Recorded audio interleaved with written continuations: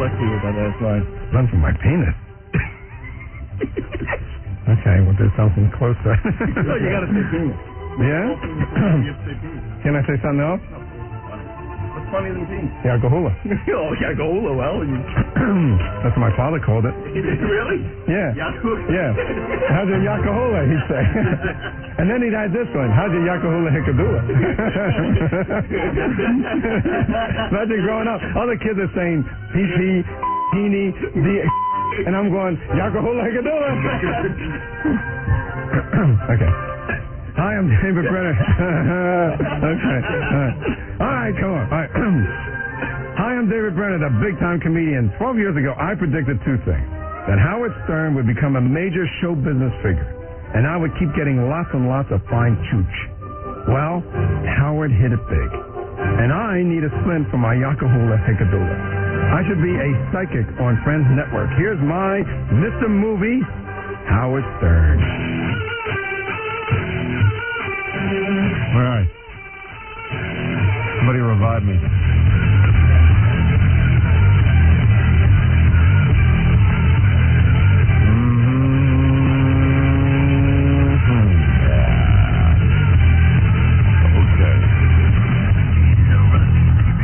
All right, so we went out on the street, and this is pretty cool. We asked people, would you sign a petition that would force the Jews to put the Star of David after their names on movie credits? Oh. So that we could identify them. Wow. Yeah. And do you think anybody would go along with that? No. And you don't know people. Oh, is it still bad? Well, I mean, some people are, appropriately shocked, but it's kind of funny to go out and ask these questions and see how people respond. Let's hear this. All right. So you get it? Yeah, you want the Star of David behind Jewish people's names in movie credits. Right. Would you sign a petition to endorse Senator McKenna's recent bill to require all Hollywood producers to put the Star of David after each Jewish name in any and all credits so it would be apparent to the movie-going public the incredible abundance of Jews that have infiltrated this part of our media and culture? Yes, I would. Yes, I would. Why is that? Well, I don't know too much about it, but I would sign it, though. Look, I know it's going to be something positive, but how would it affect me, though? But if it won't do me, it won't be like a scan or something. Well, they would say he's on it.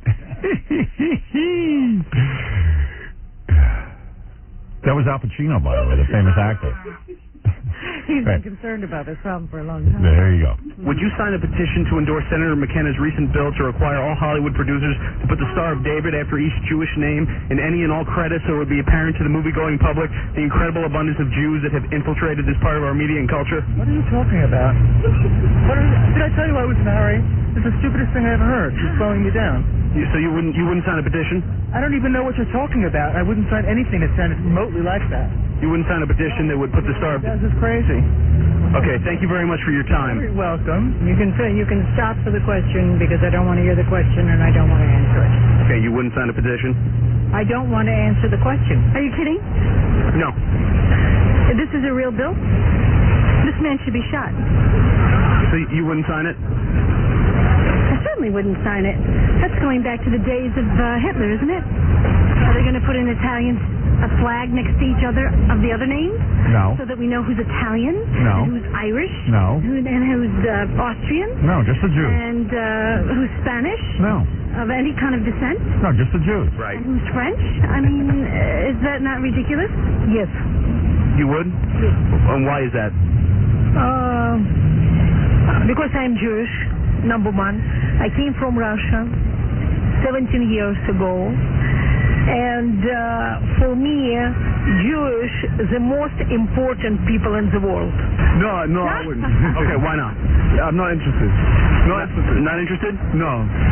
I'm not, because I'm not feeling good. My nose is burning me. Your nose is burning? Yeah. What's wrong with your nose? My nose is burning me, so I'm not interested. That's a tough question, because it depends on what the Star of David is representing, though. Because, see, I'm Rastafarian. As I say, I can say myself, I speak for myself. I see the Star of David It's a different meaning than Jews think of it, but it's in a sense it's all the same. You know? What's the meaning for the Rastafarians? Well, I'm not gonna speak on that right now. They don't know. If you want to know, you can read about it. I wait for ACC. You got it. Have a good night. I'm out of here.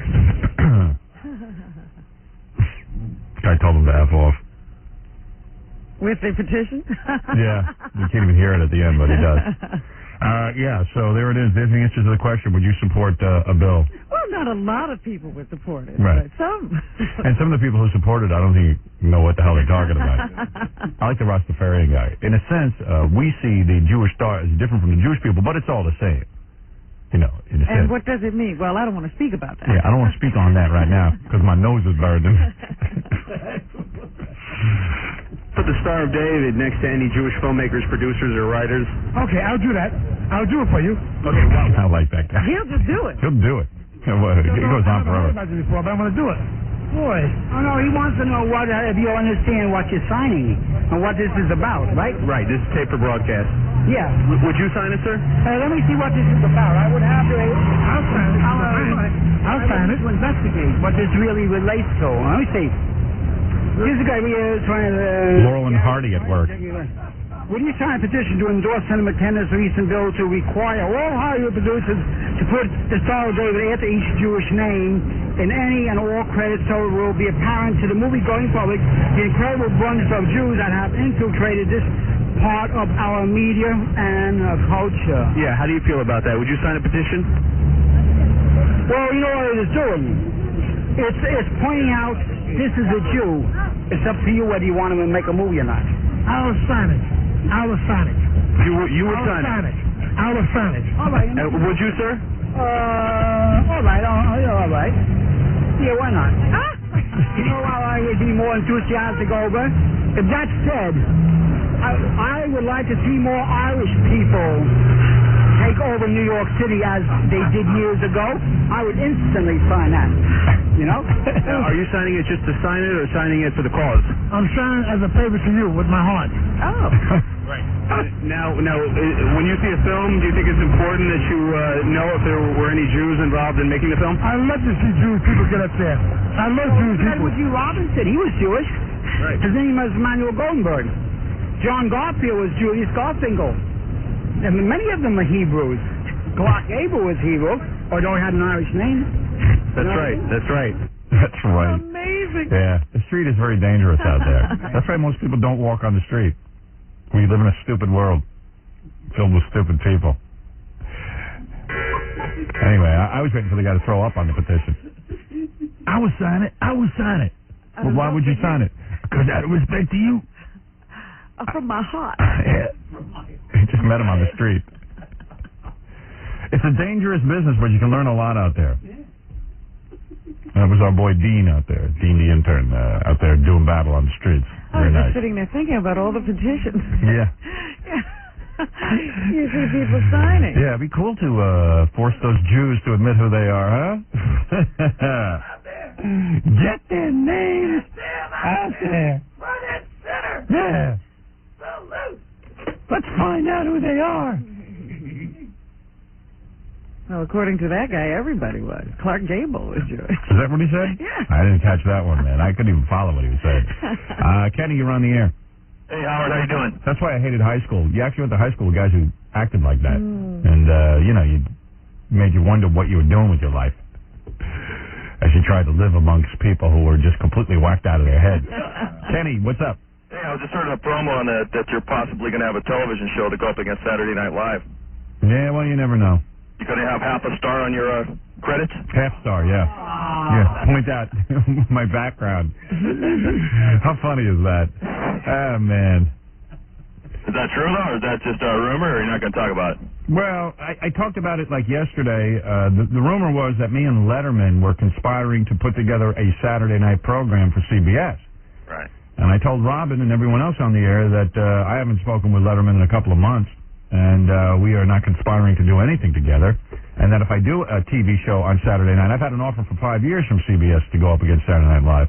If I do a show, and I've been exploring it, but if I do a show, I don't need Letterman. to produce it. What would I need him for? You know, that sounds nuts. A couple of years ago, when Howard Stringer was the president of CBS, he came to me and he said, well, Letterman would be the producer. He spoke an English accent. He goes, well, Letterman would be the producer, and you would be the talent. And I said, why? Because if Letterman gives you his stamp of approval, people will accept you. I said, people accept me already. If anything, Letterman should be looking for my stamp of approval. How about I produce his show? I could help him. I'll put my name on his show and produce that and beef it up a little. I said, no dice. I said, unless he's going to come to writing meetings and show me some spectacular material, stuff he ain't using on his show, let me say that I have no interest. I mean, what do you mean? He's going to put his name on my show and I'm going to pay him? You mean, I got to split the deal with Letterman because he's going to put his name on the show? That sounds like racketeering. I said, that sounds outrageous. So Stringer said, all right, forget Letterman. He was out the window? Yeah, he was out. That I took care of in about 5 seconds. And he didn't have any particular loyalty. He was like, all right, yeah, get rid of him. He goes, okay, well, all right, I just didn't expect that reaction. He thought I'd be doing cartwheels because Letterman was going to be the producer. Yeah. I said, if anything, that's the kiss of death. Who wants to be accepted by somebody mainstream? I don't want to be accepted. I want Letterman to hate the show. I want everyone to think I'm an ass. What do you think of that? And Howard Stringer was like, this is remarkable thinking. He was like, whoa. Cutting edge. Quickly, sign him up. Oh, that's funny. That's what happens in Hollywood and in the media. If you walk in and you've got an original thought, they go wild, man. They never heard anything. Because most people go, yeah, Letterman wants to produce? Cool. That's because they all got stars by their name. Yeah. Yeah. There you go. David Letterman has a star. Yeah. I said, that's some scam. He says, well, you know, Letterman's the producer of the Tom Snyder Show. I said, well, there you go. I said, you want me involved with that? Snooze Fest.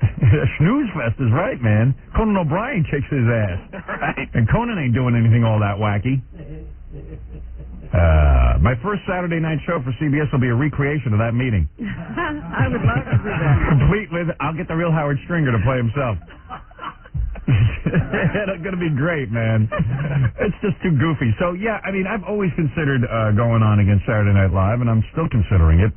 I've never, I got sidetracked for 4 years working on Private Parts, so I never really took them up on their offer. But I might do it. You never know. You might see me up against Saturday Night Live at some point. You'd absolutely kick their ass. Well, yeah, it wouldn't be a tough problem. You know, it wouldn't be a big problem. If you remember, back in 1990 or something like that, I was up against Saturday Night Live, and I kicked their ass. Your E-show would probably kick their ass. Exactly. Because at least there's something real about it. Right. You know, people are sick and tired of these sketches that go nowhere. But what do I know? Yeah, the first sketch has got to be those cheerleaders getting their heads chopped off. Yeah, I hear you. Machine gun. Yeah. You know, that's funny. When I was on Saturday Night Live talking about how much it sucked, one of the things I was going to talk about, I did it in rehearsal. I talked about, hey, you know, why don't we take those cheerleaders and kill them? And I forgot to say it when I got on live television. I sort of choked. All right, thanks, dude. By the way, F. Jackie's Lobsters. Right, which I ate last night. Thank you. All right, bye. Big lobster salad last night. Thanks to Jackie's poor timing. I do a lot of leftover lobster. Jackie throws a party, except everyone's gone by the time the party gets cranking. Basil is eating lobsters. Yeah. Jackie came up to me yesterday after the show. He goes, "What's going on with Saturday Night Live? What's going on with that?" He really did that? Yeah. After we talked about it on the air? Yeah. He thought you were lying on the air. I don't know. I don't know what he thought. You wouldn't lie. I don't lie. When do I lie to you? Have I ever lied to you? Just when you listen to me. What? What is he talking about? I've lied to you? I don't know. I just asked you. Why are you trying to be outrageous? Answer the question. Have I ever lied to you? a question. I know, and I said, I told you everything on the air. I'm not lying. And then you're saying I lie when my lips are moving? You want to think that of me. He always wants to, he needs a boss man who's like lying to, he needs an enemy. You know you do have a star by your name. Right. He has to have an enemy, you know what I mean? He has to have an enemy. I asked He's you. such a worker mentality. Really, seriously. I'm not your enemy. I said to you, what did I tell you? They've been after me for 5 years to do something. I'm thinking about it. Oh. I was just asking why it popped up in the news lately, that's all. I don't know. We talked about it. I don't know where that came from in the news. I really don't. Saying that you lied on the air? I don't know. He just said 2 seconds ago I'm always lying to him. I don't know when I ever lied to him. Well, Jackie, speak up. When did you lie? When did Howard lie to you? I don't remember. He's like the Rastafarian guy. You got to look it up. I'm sorry. My nose hurts. Hey, Ed. His nose hurts. His No, I nose mean, is burning. he always has to badmouth me, you know? I mean, Who's bad mouth? I just said everything I say is a lie. Oh, eat me. Kidding around. He didn't say that. Yeah. Kidding around. Oh, all right. Oh. Thanks. Thanks for kidding my Comedy guy. show. Check the TV guy. Gee, Boy, that was funny. you and David Brenner ought to get together. Did everybody laugh? Ed, you're on the air. Hey, Howard, what's happening? What's happening? I don't know. You tell me. Hey, listen, I was watching CNBC, I guess it was Monday night, and some, I guess, hypocrite was interviewing Sam Donaldson, Yeah. and they were talking about radio and censorship, and basically the guy thought that you were Satan. Who? Who was it, Grodin? I forget who he was. He was like a white-headed guy. He kind of had like a southern accent to him. I don't know. I don't know, but anyway, Sam Donaldson kind of supported you through the whole thing. He basically, yeah, he basically said, he goes, I don't believe sometimes what Howard does, but you know, they were talking about sometimes, I guess you were talking about smelling girls, and you can tell when they were on their period. Yeah, so what? And he basically said, if you don't like it, turn the radio off. Yeah, well, you know, you shouldn't even have to be commended for that. That's the law. Yeah, but I mean, you know, for those kind of... First Amendment, man. You can talk about stuff like that. Yeah, but for empty suits, that was pretty good for them to support you. Yeah, I guess. Hey, thanks, man. Hey, man, hey, listen, I work for AMR Corp, and all the people in Dallas are really bummed that you're not on the air out there. Yeah, I've been getting a ton of mail from Dallas, people talking about they're going to move from Dallas. They're having some sort of rally on Friday, headed up by Melrose Larry Green, which always leads me to believe it could be a failure, but... A lot of the people, I didn't understand it at first. I thought I was kind of against it because it was like kind of stupid and meaningless. But they just said, hey, they want to go out in front of the radio station, the Eagle that dumped us, and just let people know, like other radio stations in town, that they're there and they're ready to listen to their radio station if they'll put us on.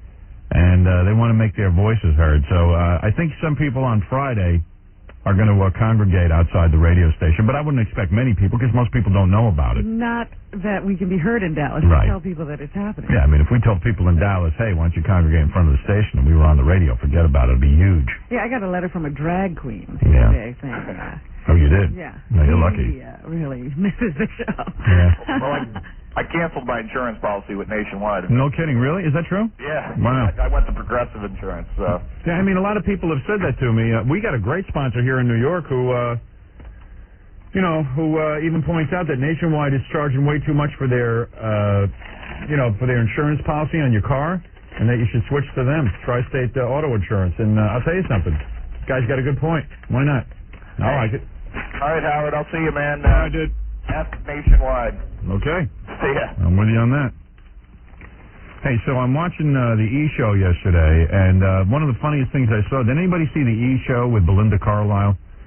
Well, the thing that I love the best is that we have a camera out in the hallway, and Belinda Carlisle is trying to leave. It's just fascinating at the end of the show to watch her leave the studio, and then she walks all the way out to the elevator, and then I guess she forgets her kid and her... She forgot her child? And her pocketbook, so then they went back and they got the kid and the child. I mean, I don't know what goes on, but like Gary walks all the way to the elevator, then he walks back, then he walks... You got to see our guests... They get lost. Yeah, it's wild. And even supervision. yeah, and nobody guides. It's what was going on at the end of that E! Show. I got to know. I will tell you. She is cute, Belinda Carlisle. Yeah. First of all, our general manager Tom doesn't want. It used to be that you can just walk straight out that way. Yeah. But Tom doesn't want anybody. He wants them brought to the elevator bank, no matter who it is, because he's afraid people just start wandering around the station, which is a fair assessment. He wants people escorted out of the building. So they right. should be walked to the you elevator. escort her out, and then she gets her kid. Well, no. What happened was I looked down and somebody said, I said, "Where's her entourage?" Yeah. And somebody said, "Oh, they already left."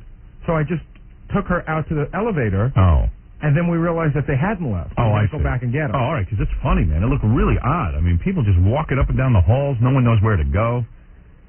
Man, it's an ordeal. Then Ganji follows you around, keeps asking you dumb questions after you get done with the whole interview. We know it was one of the funniest things. I don't know if did we run the Farrah show yet? The Farrah Fawcett show? I don't know.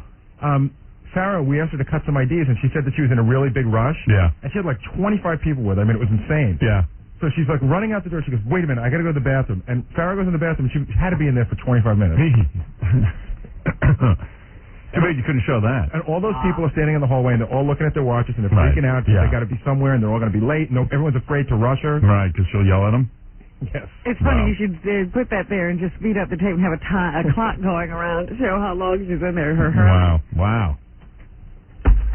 Yeah, so that was pretty funny. And then, what was I watching last night that was pretty funny? I was watching, So remember the girl who came in here and she was all messed up because her boyfriend put a bullet in her head and she could barely walk? The girl who needed the breast implant. Right, and you saw her breasts, they were all flat and you were laughing really hard. It was shocking. It was a laugh of nervousness. Right. But anyway, so they videotaped her going. There's a doctor who called in. I wish I had his name. I'd give him a plug. The guy's terrific.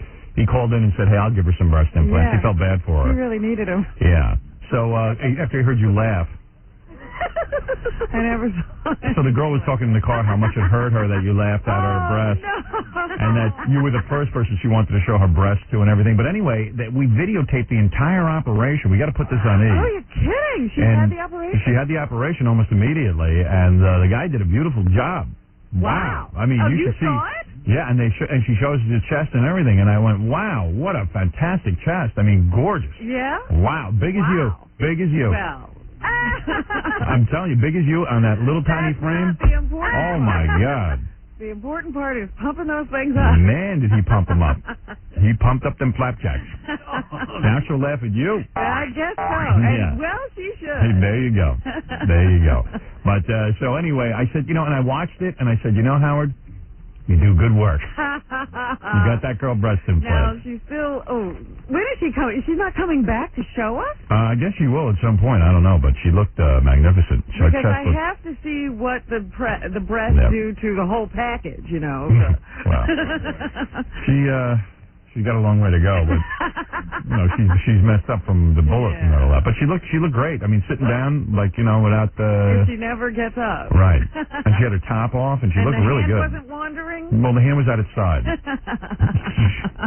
She had huge breasts. I mean, they must be D's. Really? Yeah, and they're like, and this was like a day after the operation. Wow. Well, good for her. Yeah. I'm very happy for her. Mm-hmm. Let me say congratulations. You'll be the first to say it. We do good work. Here's a letter from someone from Dallas who is depressed over us leaving. I probably can't read the whole thing just because it's so long, but Dear Stern Show, it's now heading into our third week without you, and as silly as it sounds, our lives have become an even bigger hell.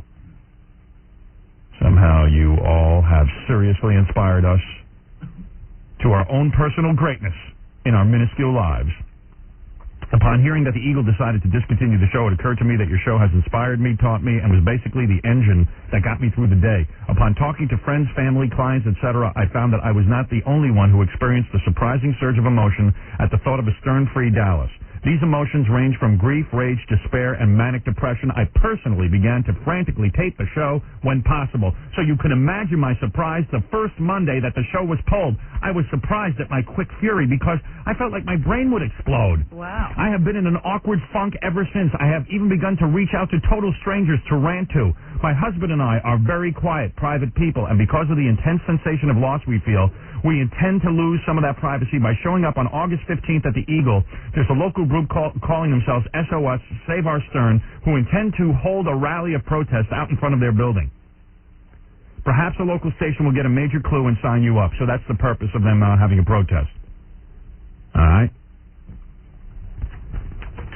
People are upset, Well, it's nice to see that people are upset. Every once in a while we get booted out of a place and nobody says a word. Dallas radio is a barren wasteland of mindless, blathering, and horrible Stern imitators. The very notion that it will take days, weeks, months, or even years for your return makes me physically ill. Unfortunately, the fans are left in the corporate dust of the uptight censorship of Nationwide Insurance. We are like junkies whose connection was arrested.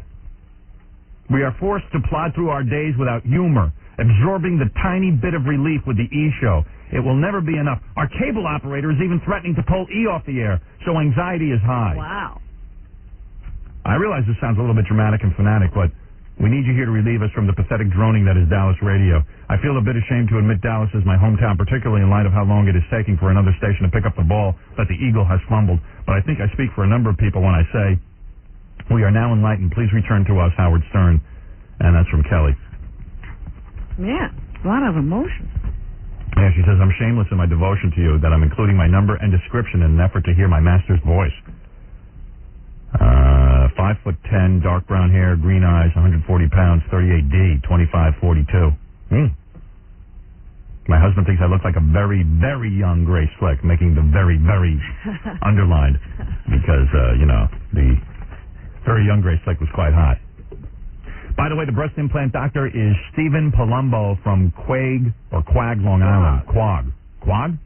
Yeah. You spell it Q-U-A-G? That's Miss Spelling. Yeah, these guys screw me up every day. It's Q-U-O-G-U-E, isn't it? Yeah, that would be Quag. Right. But what they have there is Quag, Long Island. That's different. Quack.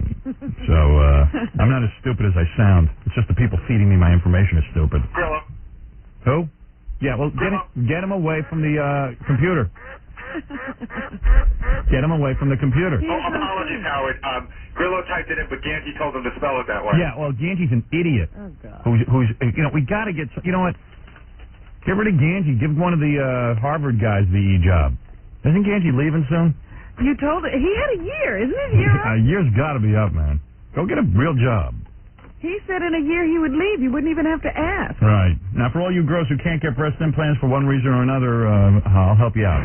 Or simply looking at a mirror, seeing both breasts, much, much fuller, much, much firmer, and uplifted. You say if you listen to this tape, I am proud of my achievements. I am very pleased with the appearance of my breasts. My breasts are attractive and fuller now. My breasts remain equal. That sounds scary. My breasts are enlarged. My breasts are uplifted and firm. I wonder if his breasts are looking better now. Imagine he has like a triple D, that guy. Be awesome. Uplifted and And firm. firm. Man who pays my salary. Oh, Jesus Christ. There. Start over again, dude. All right, look, I got to come back. We're going to talk to that guy. He's going to teach you how to dump your wife. If anybody's thinking of getting rid of the missus, this is the proper way to do it. There's 3 types of wives, according to this guy. You'll be able to identify which wife you have. And there's a way to dump each one. Yeah. Sternak returns at 8 o'clock. Ready, 2, 3.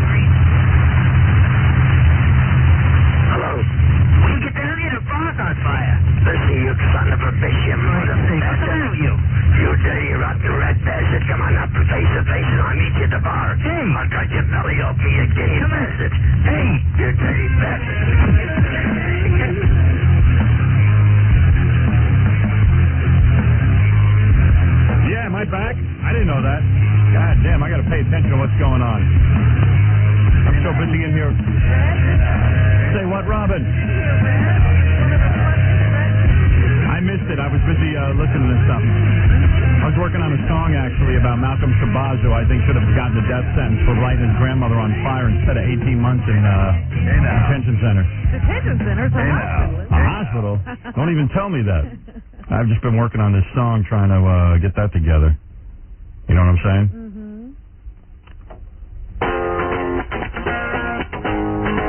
This is very rough. Malcolm Shabazz was really upset. I guess he heard the... Was that right? No, here it is. Malcolm Shabazz was... Not yet? Malcolm Shabazz... No? Oh, here it is. Malcolm Shabazz. Not yet. What? Not yet? It's the longest intro in the world. Is it? How long an intro is it? Long enough to shoot yourself in the head. Why don't you write over the intro? I think it's here. Malcolm Shabazz was really upset. Guess he heard voices in his head. He toasted Grandma like a marshmallow. I guess he's just another psycho. Psycho, psycho, psycho, psycho. Psycho, psycho, psycho, psycho. Psycho, psycho, psycho. Take a lighter. You know, there you go to psycho. Psycho. Take a lighter. Or some matches. Cook your grandma in small patches. Torch her pillow.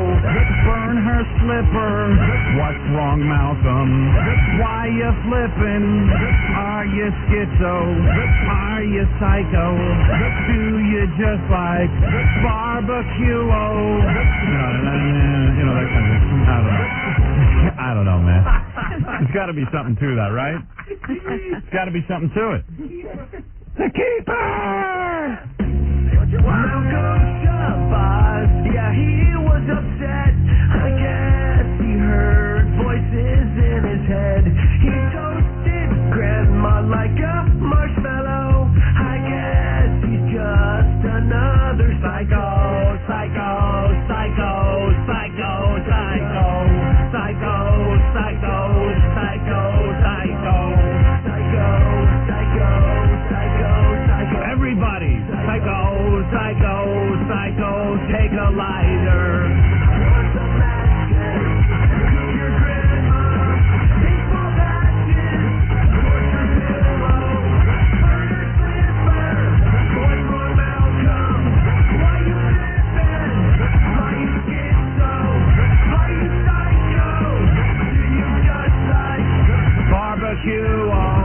Barbecue, barbecue, at the very least, set his balls on fire.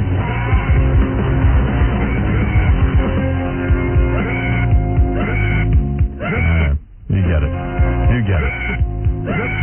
And then little Jackie. I think it's got potential, right? It's got some potential. Barbecue-o? Barbecue-o. I don't know. Very difficult to get it done. Yeah, you got to get the right song, the right words. It's very difficult. Always working on something. Minutes away of learning how to dump your wife. This guy wrote some book. You gotta get this book. Who is this guy? Has he done that? Actually, it's a woman. A woman wrote the book. From what I understand, I always thought it was a guy because the name was Lee something or other who wrote the book. And it's a woman? It's a woman whose boyfriend went through a divorce, and he told her everything. And she wrote it all down for guys. So she's like a traitor to her own, race, whatever. Sex, yeah. Is that not a race? Women is not a race? No. I see. Gee, how do you know so much? Okay, let me just pop through a couple of these phone calls and see what's happening. Hi, Ryan, you're on the air. Yeah, Howard, Yeah. why do you say there's nothing else good on radio? Why do I what? Say there's nothing else that's good on radio. Well, because I've listened to the radio, and the only people I hear doing anything are people who imitate me. What about, like, Loveline? Again, I said the people who are doing anything are basically just doing my radio show. You think they're... What do you think Loveline is? A Loveline is a guy calls up with a sex question. They got a comedian, or so-called comedian, sitting there cracking jokes. And you know why it's lame? Because they pretend like they're helping somebody. They got some kind of therapist there. And who's the therapist? Dr. Judy? I know Dr. Judy. Dr. Judy can't even run her own love No, life. it's Dr. Drew. Dr. Drew. Okay, so that's the competing one. Yeah. And Dr. Drew is like the serious guy who's pretending like this is all serious to him. Meanwhile, he's sitting there with a goofy sidekick who's sitting there making jokes. So why not be honest about it and say you just want to get the word vagina on the air and goof around about it, and having the psychiatrist there is supposed to make it legit? Come on, man. What are you talking about? At least I've always been honest. You're buying that crap, huh? And let me ask you something, man. What you think that Love Lines would have ever gotten on the air, or someone would have the balls to do it if it wasn't for me? Setting it all up? Radio for 14 years. Who? How long have we been on, you idiot? Longer than that, but you weren't known 14 years ago. Who was on absolutely. Wait a second. Love Lines was on the air for 14 years. Yep, out here on K-Rock. Yeah, bull. I swear to you. Yeah, it might have been on the air, but it probably was a serious advice show like Dr. Ruth. Come on. Let me hear the tapes from 14 years ago. Dude, that show would have been on fire if they had innovated anything. I know exactly what that show is. That's right. I know the history of radio, which is a dumb thing to know, but I know it. I don't know. Hey, man, I'm just honest, man. I don't see anybody doing anything original. you should give it a chance. Or some 12-year-old calls in and can't figure out how to perform fellatio. Which is when little kids listen to the radio. I love this whole idea that I'm the one corrupting little children when little children can't even listen to the radio unsupervised from 6 to 10 in the morning. It's 11 o'clock at night is when they're listening. Dude. It is kind of adult. Yeah, how old are you? 14. Yeah, exactly. And that's your favorite show. I'm telling you that this... It's not as good as Howard, but it's the only thing on at night. Right. Okay, dude. All right. Gotta roll. Bye. 14-year-olds listening to that. And trust me, man, it's very graphic. Very graphic. And it hasn't helped any... It's basically instructing teenagers how to give fellatio. That's what that show is. You know, hey, whatever. I mean, that's when my kids listen to the radio. They sneak in and listen to that crap. Yeah, because you're busy. Everybody's doing their own Or thing. asleep. You're alone. Yeah. My kids can't listen to my show because that's when my wife's around them and that's when they take the school bus. You know? This whole idea that that this show has to be regulated because of children is such a lie. They are throwing that lie around, and everything now, adults can't do anything because of children. We can't do anything. That's the government's excuse. Well, we're protecting children.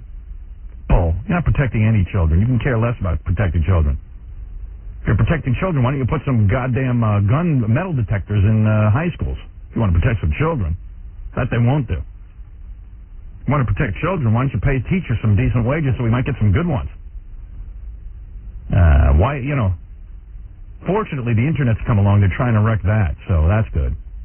Now they're trying to regulate that. They might forget about me if I'm lucky. But it's weird, man. Real weird. You're on the air. Howard. This is Dave from West Palm Beach. Hey, Dave. Howard, what's up, man? Right. Hey, there's a station called 104.1 Real Radio. Yep. And there are both, one girl on there, she's a real yenter, and the station's just effed up altogether. Monday, when you were ranking on Jackie about his party. Yeah. You did the plugs, and then you kept going for another almost 15 minutes. Right. They cut it off 5 minutes before the show was over because I flipped back to 95.5, which is called The Outlaw. And I turned The Outlaw on, and you were still going. And I'm like, what the F's going on? You know what they were? They were waiting for you to go off the air so they could put the Russ and Bo show on. This is the problem when you have a network. But Howard, man, come on. I don't know. Don't you have people that stay on top of it, like monitor what goes on your... No, how are we going to do that? I mean, you assume that the radio station is paying us to be their morning show. They would want to keep it on the air. That would make sense economically, but I can't monitor what's going on every station. That's why we have CIA holes. Hey Howard, it's one other question. What was it? By the way, do we have a CIA hole in West Palm? You do now. Yeah, maybe we didn't have one because that's one of the newer All right, maybe I'll appoint you a CIA hole and send you a badge. Sounds good. All right. Hey Howard. Hey, remember the last time you cut a commercial for they played it on the air where you cut a commercial that was like an out. What the hell? What could they say? All right, I gotta go. Later. All right. Guys, just it's taking too long. Okay, the author of How to Dump Your Wife is on the phone, Lee Covington. Okay. Lee is a woman, as far as I can tell. Which is weird. I had no idea. That's shocking. That is shocking. This book is so direct. Could women read it and reverse the information? No. It's strictly a book for guys. It's sold. In fact, this book is sold. You know how I got it? It's underground, isn't it? It's an underground book. It's so filled with honesty. Why were you reading it? I don't know. Somebody told me about it. Are you putting a plan into work? Just in case my wife gets out of line. Oh, I have it on my bookshelf. I'm just staring at her. Yeah, just let her look at it. A thread. How to Dump Your Wife. And I mean, you know what? Brutal, huh? I don't normally have authors on, but this book was so right down to it. They understand guys in this book. Like, the book starts out, okay, you're one of three guys. You got a wife at home who either is really nice to you, but you want to dump her, all right? You're sick of her, all right? She's great, but you're sick of her. She's great, but you're sick of her. There's one way to get out of that marriage. Then you might have a wife who's a total shrew, which is harder to get out of the marriage. The nice wife is easier to dump. Is that right? Yeah, which surprised me. And then they talk about the psychology of dumping them, and then they tell you exactly how to hide your money and everything. Oh, so that's how you get out of it without paying. You hide the money. Well, they've got a whole plan. They say never get divorced until you get the whole plan in so you keep your mouth shut. Yeah. While you're working this all out. Yeah, it's pretty wild. It's pretty goddamn wild. That's coming up in just a couple of seconds. Midnight in Manhattan. Your car is parked on the street when two scumbags spot your vehicle. They're car thieves, but are they in for a big surprise? It's the Low Jackie Anti-Car Theft System. Hey, it's Low Jackie. Let's get out of here. If anyone tries to steal your car, the Low Jackie Anti-Theft Car System springs into action, playing samples of Jackie Martling's actual voice sound, which paralyzes the intruders with various head-splitting, eye-melting, brain-freezing, spine-shattering sounds. The invader will bolt immediately, trying to flee the area before the lame jokes start. Oh, guy goes to skydiving lessons. Instructor is very simple. Black, Puerto Ricans, Jews, and Gentiles. No one can handle this sound. They can be full of heroin, liquor, hop, hash, white crosses. It doesn't matter.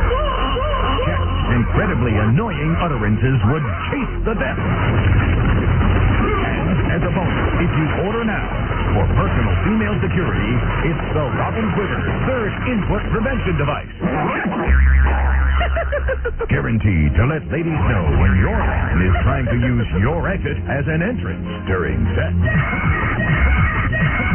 The Low Jackie Anti-Theft Car System and the Robin Quiver Third Input Prevention Device. Order now.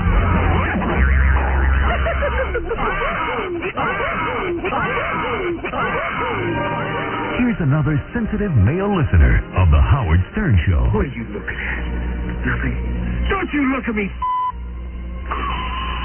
Oh, look at that. Oh, what is he? Don't say please, Dad. Oh, baby. Oh, baby, what's too soon? What's the matter? Give him back. What's the matter? Just a little red, that's all. Here, let me feel. Come here. Oh, I'm sorry. That was no listener. And it wasn't Cardinal O'Connor. But this is the Howard Stern Show.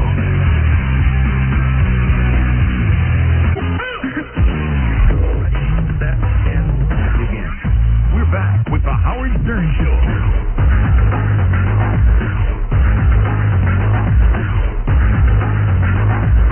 Jesus Christ. Jackie the Joke Man Martling has two filthy and funny CDs. Sgt. Pecker and the Joke Man, only $12 plus $4 shipping and handling. Also on cassette, buy two, get one free. Call 1-800-323-KING. Friday and Saturday, November 7th and 8th at the Riviera Hotel on the Strip in Las Vegas. For information and nasty jokes, visit jokeland.com. Okay, so here we go. This is Lee.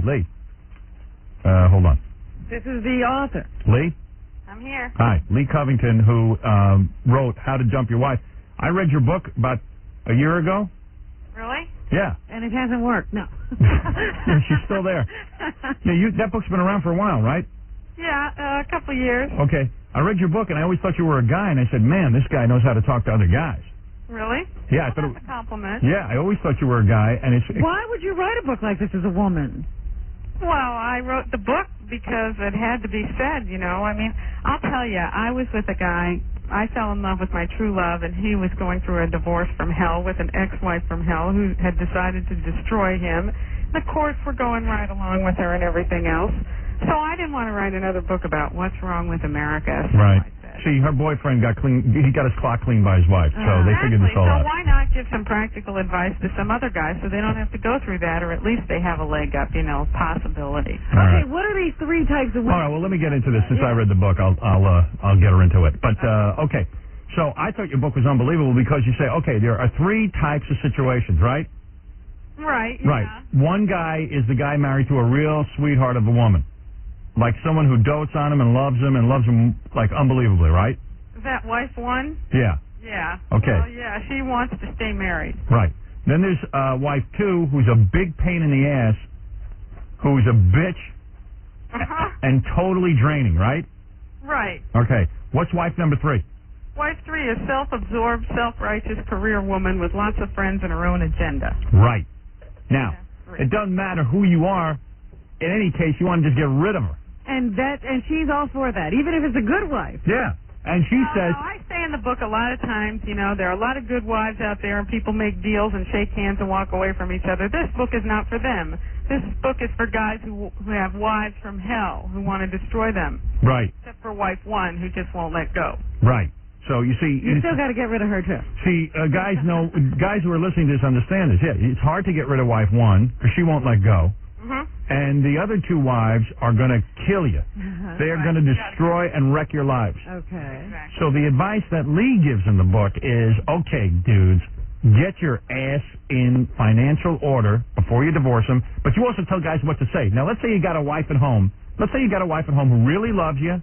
She's just holding on. She's really sweet, Lee. How do you tell her you want to dump her?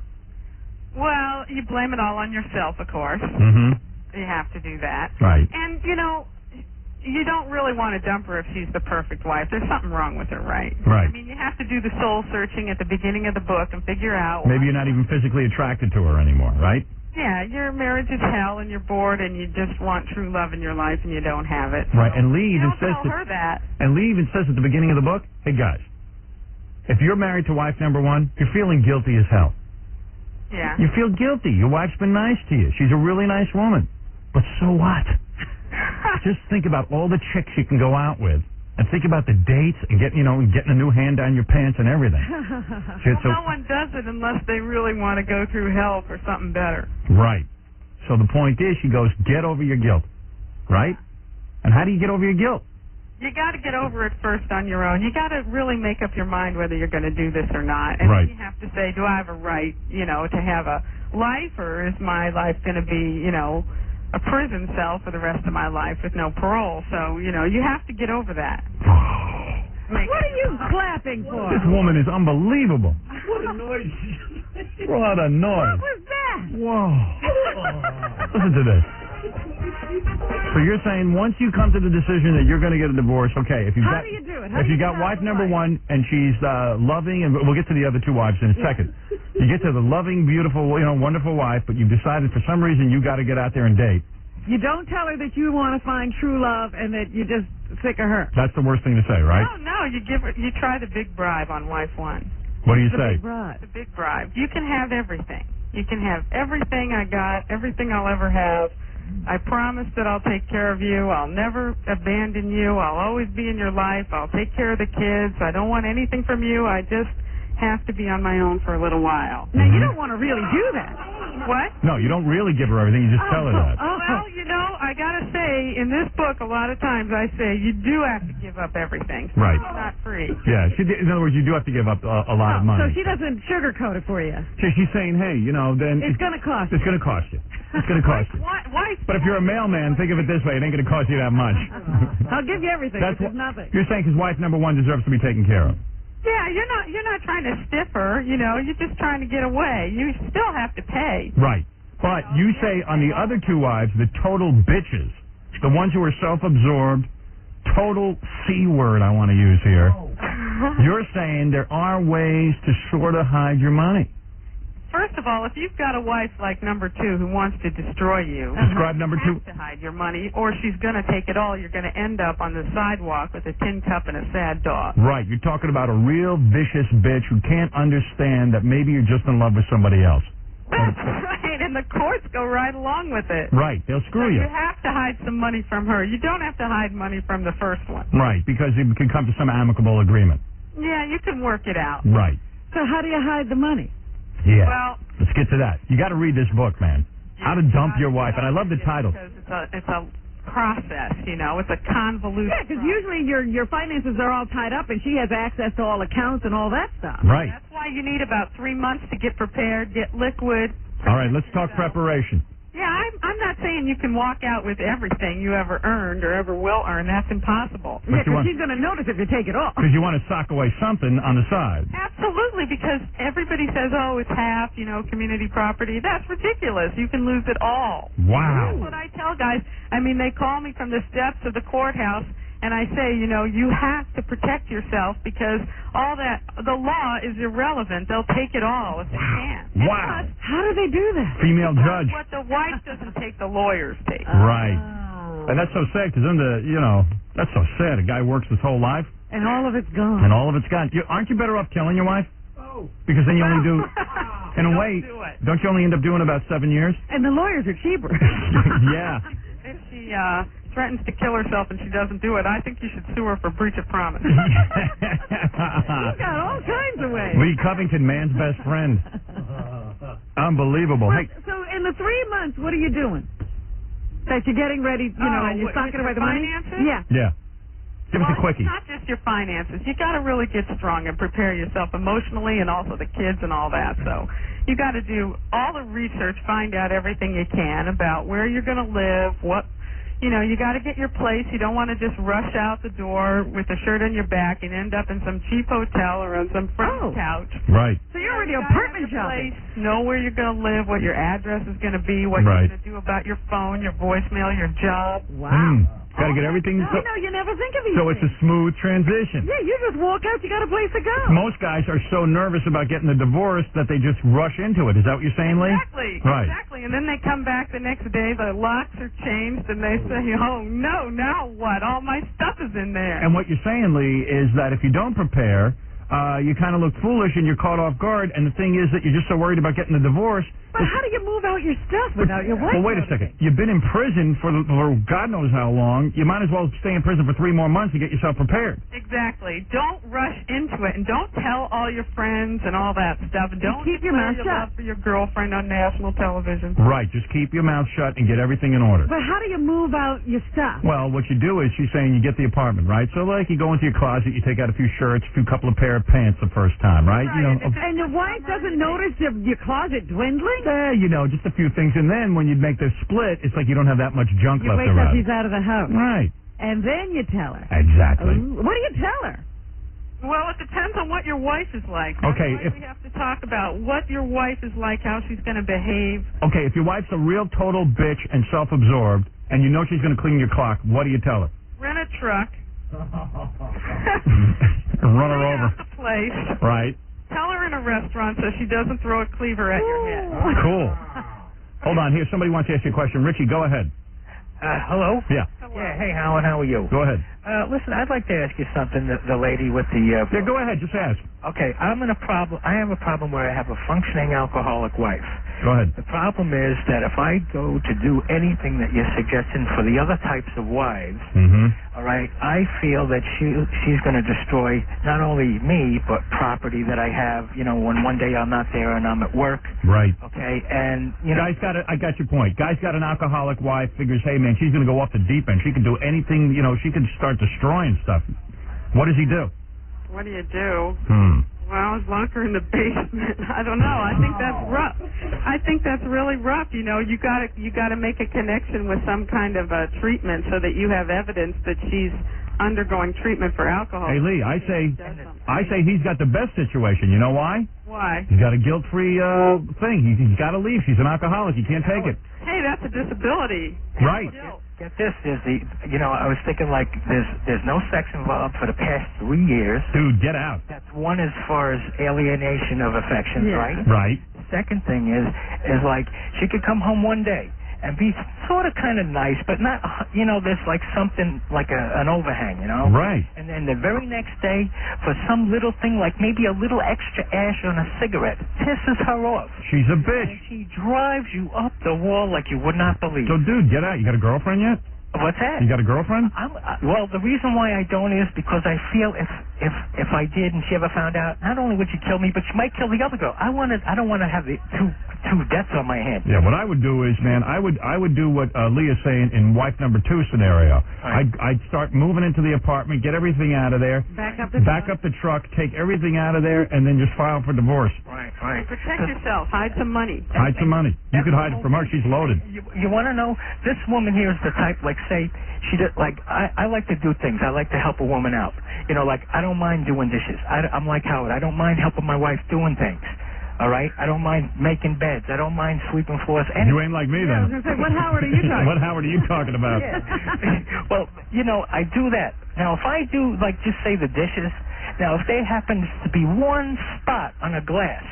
Dude, listen to me. Listen to me. You're already at the point that you need the divorce. You better just listen to Lee. She's telling you, back up the truck, get all your goddamn stuff out of there. Take your dishes with your spots and get out of there. Just do it already. And she won't eat, to this... But don't do it today. Just, 3 months, get your money in order. Get this, where I work, I have HIPAA's, like, benefits, right? Now, they have programs where people can go and get, alcoholic treatment or whatever else. This woman is also, she's on Buspar and Dilantin. Hey, dude. We know you're in hell. Get out. We're ready. Dump her. Dump your wife. Hey, Jackie, do you want to? Sounds like a perfect girl for Jackie. What's she on again? Buspar and Dilantin. Hey, Jackie. Perfect. All right, thanks, dude. This is Dave. Dave, you're on with Lee Covington, the author of How to Dump Your Wife. Good morning. How are you, the both of you? Hey. Listen, I'm married to wife number one. Perfect wife. Everyone thinks she's great. She's nice to everyone. But when it comes to sex, I think in the 4.5 years I've been married to her, I think maybe a dozen times, and I think 9 of them were consensual rape. Ooh. Dump your wife. Dump your wife, right, Lee? It doesn't sound like she's the perfect wife to me. She's a great mother. She turns over all the finances. I handle all the finances, and everything works nice. She's but when frigid, it comes, right? Huh? She's frigid? She's frigid, yeah. Yes. She hates it. I don't know if she was raped by her dad when she was younger, but never marry a girl who was raped by her dad. Right, Lee? Right? Have you tried to loosen her up a little? I have tried killing her with kindness, affection, dude, everything imaginable that a woman would want. Lee, that's wife number one, right? So what he's got to do is just split up with her amicably. Sure, take care of her and... Haven't you ever told her you really need sex and you got to get out of this? Oh, I've told her that I need not only the sex act, but just the intimacy of being close. And what does she say? She says she can't do it. Yep. Goodbye. Gotta go. Out and Z. And I know what you're feeling guilty, right, dude? I feel very guilty because I think... Well, you know what Lee says to do in her book? Keep concentrating on the party you're going to have once you get out. Well, I kind of told her I'm not going to play around behind her back. I told her out front, I'm going to go out and get a girlfriend. And what'd she say? It's like, it doesn't even faze her. You got to get out of that. Appreciate it. Yeah. Take her off the hook. She's happy with what I've done for her, built her a beautiful home, the whole 9 yards, took her out of poverty. Lee, I'm saying in this guy's situation, why not just get the girlfriend and keep the wife? Well, it depends on if he wants true love in his life, maybe he wants the whole shebang. Yeah, why should the girlfriend who's actually giving him what he wants never have him? All right, dude, there you go. Thank you very much, Howard. All right, man. Just got to get up the courage to tell her, that's all. Well, I think I'm done. I just got to get act on it now. All right, thank you. Thanks. Okay. A lot of guys out there, man. I'm telling you, I read this book. I said, this book could sell. I didn't realize there were so many guys out there suffering. The only mistake I made with this book is I should have bought the rights to it and then sold it. I could have made a fortune. They're trapped. They're trapped in bad marriages. No one wants to give them a way out. Right. Well, you sure do. Yes. What do you do in a situation where you have a wife that's like a combination of all three? Tell us a little bit about her. How could she be all three? She's I think she's schizo. Did somebody say schizo? Yeah. What do you got? You got some kids? No kids. Okay. You got how long you married? 6 years. All right, 6 years. She can be real nice to you and real sweet and loving, then all of a sudden she becomes a total bitch. Right. Self-absorbed. Well, here's the other thing. She can hang that over my head because, I've got my faults, and what she does is she says, I love you with such intensity and that I do everything and I take care of you and yet you don't treat me the same way. But then there's times that she's such a raven bitch that you want to just kill her. You want to get violent almost. You know what I'm saying? But do you want to leave her? Do you want to just, get rid of her and get someone new, or do you want to just deal with it? Well, here's the thing. I think there's better things out there. There's a better life out there. Right. You want to get rid of her. Well, so we're into... See, he's feeling guilty, too. See, a lot of guys can't say they want to get rid of their wives. They feel bad saying it. But here's the other thing. Women are encouraged, but men are, Right. I feel real sorry for her, Well, yeah, but you want to have... Well, do you want to be her caretaker all of your life, or do you want to have a life of your own? Well, here's the other thing now. We're talking about a woman who is pretty much alone in the world. She lost her parents. Lee, this is typical, right? This is a guy who won't think of his own happiness. Massive guilt trip. Yeah. Right. But, what do you say, Lee, what do you say to a guy like that? What do you say to a guy like that? I say, it shouldn't be like prison, If you're unhappy, you got to take steps. But what do you do? You can make it up to her. How could you? Pay her a lot of money. Well, he doesn't have a lot. Well, whatever he's got. Whatever whatever you can do, you know. But you can't sacrifice your life for someone if you're going to be miserable. That's no way to live. You only have one chance to go around. Well, I'm not doing her any good being miserable, right? Right. Hey, isn't this woman great? Yeah, but I mean, Yeah, listen to these guys. Yeah, I'm telling you, man. They're unhappy. They're unhappy, but they feel, wait you know, till they religious get guilt. Don't they feel a lot of religious guilt and stuff like that? Or their parents have Yeah, like are you afraid your parents will be disappointed in you? Or Yeah. something? But you know what? You also want to you worry about how they're going to deal with it mentally. You know what I mean? Yeah, right. You'll get over it. Yeah, believe me, you're not that hot. A lot of guys also can't bear to think that their wives are going to go out and get other guys, right? That doesn't bug me that much, believe it or not. Really? Because you know what? It would be, for me, anyway, personally, it would be an out. It would be a good reason, you know what I'm saying? Yeah. Maybe you got to kill her, kill her parents, and kill her grandparents. Have any parents are gone already. Oh, she's alone. Parents are gone. No, here's the deal. So, Lee, Yeah. this is like most of the guys, right? You say this in your book. Most of you guys want out, but you feel too guilty to get out. Yeah, the guilt is a big thing. But, you know, if they're suffering from guilt, wait till they start suffering from divorce court. It's nothing compared to that. You So know, what do you do in divorce court? What? How do you get out of that? What, divorce court? You got to go through it. You got to go through it. So that's some hell you're going to just have to go through. Isn't it worth it, though? That takes care of the guilt once you get into the divorce. Yeah, then you don't feel so bad. Cure for guilt is the divorce court. Yeah, it goes right away. Later. Thanks. Okay, dude? Bye. Right. Well, anyway, the book is called How to Dump Your Wife. Well, there's an answer. If you're feeling guilty, get into divorce court. Right. Take care of it. So how do you, I guess this book is ordered, you don't see it in regular bookstores, do you, Lee? You know, a lot of booksellers won't carry it. They won't touch it. You know, they turn green. They say, "Oh, I'm politically opposed to that." Right. You know, there was one guy in Illinois. He really needed it, man. You know, the court was giving his whole company to his ex-wife, and Wow. the woman at Barnes and Noble wouldn't even order it for him. I had to send him one directly. You know. The way I got a hold of it is through some weird underground press. Yeah. You know those? You know that place that sells books on like how to build bombs and stuff? Yeah. Oh, really? How to Dump Your Wife? They sell that too. Oh, The only way to get it. That's as inflammatory as building a bomb. Maybe worse. Let's see. But I have an 800 number. That can... All right, we'll give that in a second. Reggie, go ahead. Hey, Howard, what's going on? Dude. Oh, my wife's crazy. I need this lady's book. Yeah, well, a lot of guys do. Well, why is she crazy? What's your wife doing? My wife? Oh, God. Everything I do, she thinks I'm cheating on her, but I'm not. She's 9 months pregnant, Go ahead. and whatever I do is crazy. You want to get out, right? Not really, but it's just I'm trying to prove to her that I'm not cheating on her. Yeah. But everything I do, she thinks I'm cheating. Like today, I let her sister borrow the car, and her sister came home. She gave the car back. She gave me $5 for the car. Well, you must be one hot stud if your wife thinks you're getting that much action. Well, she thinks I'm doing everybody. Really? I'm not. Oh, God. Because all I do, I go to work, I come home, and I'm home all day. Too bad we can't leave our penises at home, and that would prove to our wives that we're not cheating. You know Well, what, I though? wish I This could do guy, something to just let my wife know that I'm home all the time. this guy has a big problem because I you have can't leave a pregnant woman. You can't? I know. That's Why the not? only I know a lot of guys who do. But, I mean, you're going to be a pariah in society. Yeah, that only lasts for a while. I know a guy. She says it's the baby that's making her act this way. Oh, Was really? she better before? Wait till it comes out. Oh, God. Oh. She's going to be worse. Well, I hope not, because this is driving me crazy. Like, Lee, what should this guy do? Should he just wait to see? Tell her if she doesn't stop it, she is going to be left high and dry. She better get her act together. Nice. well, I tell her She everything. will. I tell her everything. Did you that- tell her what Lee just said?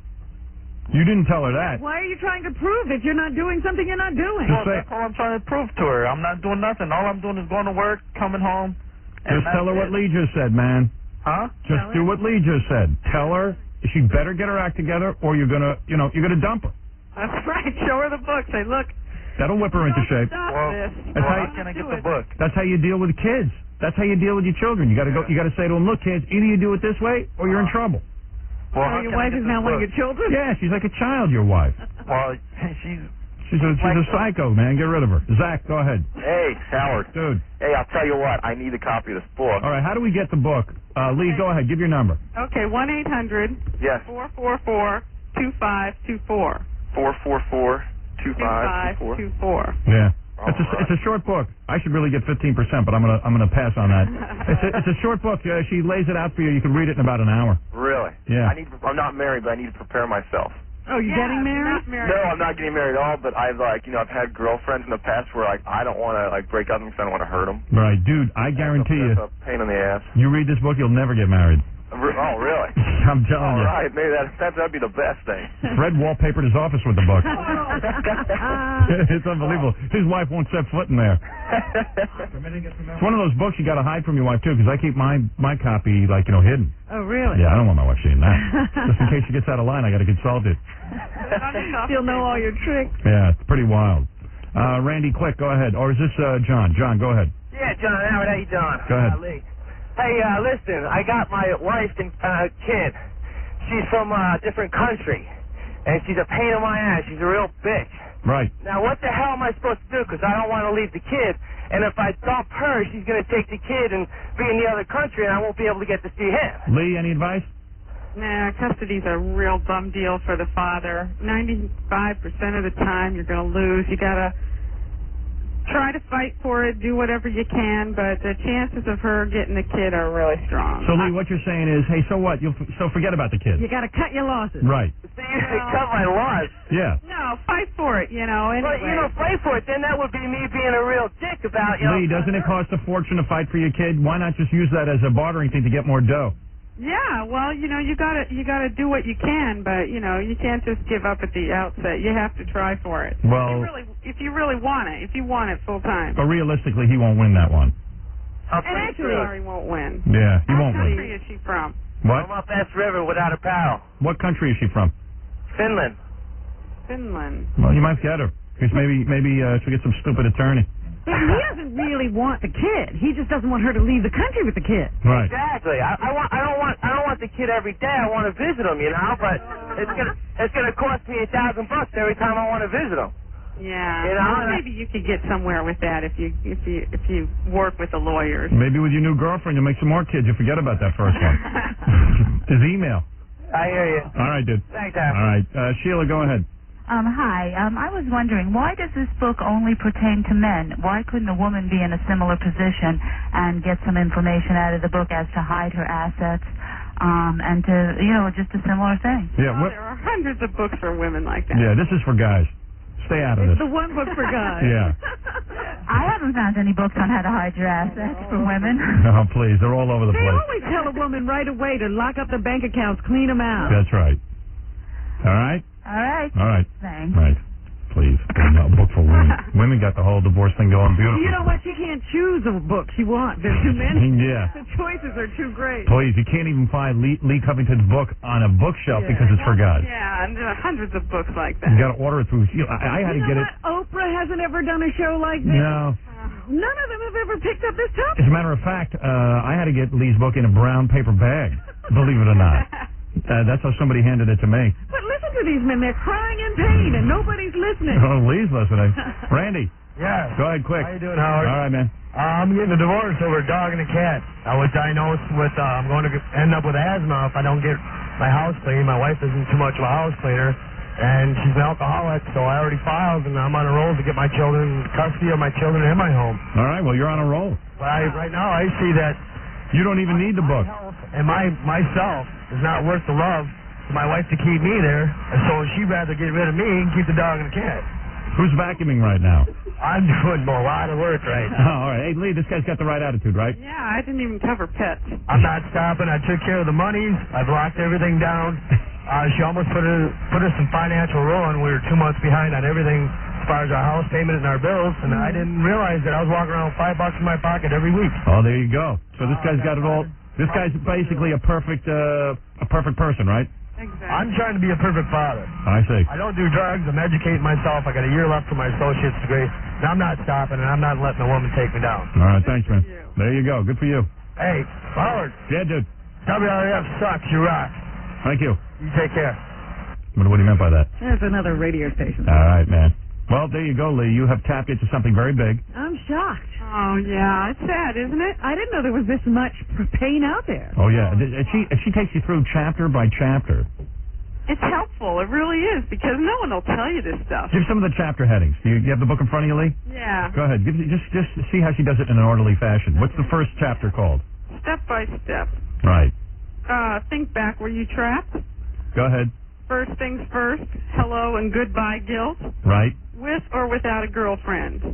Hide your money. There are two types of guys who have a girlfriend and guys who don't have a Yeah, girlfriend. you have to do it different ways depending on that. Well, what happens if you have a girlfriend? What do you have to do? Well, you have to try to keep her in the closet, try to keep her secret, and you can move in with her, because that's the whole point, but you have to do things a little bit differently. So it's good to have a girlfriend because then you got a place to go once you tell your wife you're leaving. Yeah, it has its advantages and disadvantages. Right. The courts hate it, but, it's helpful not to be all alone. Right.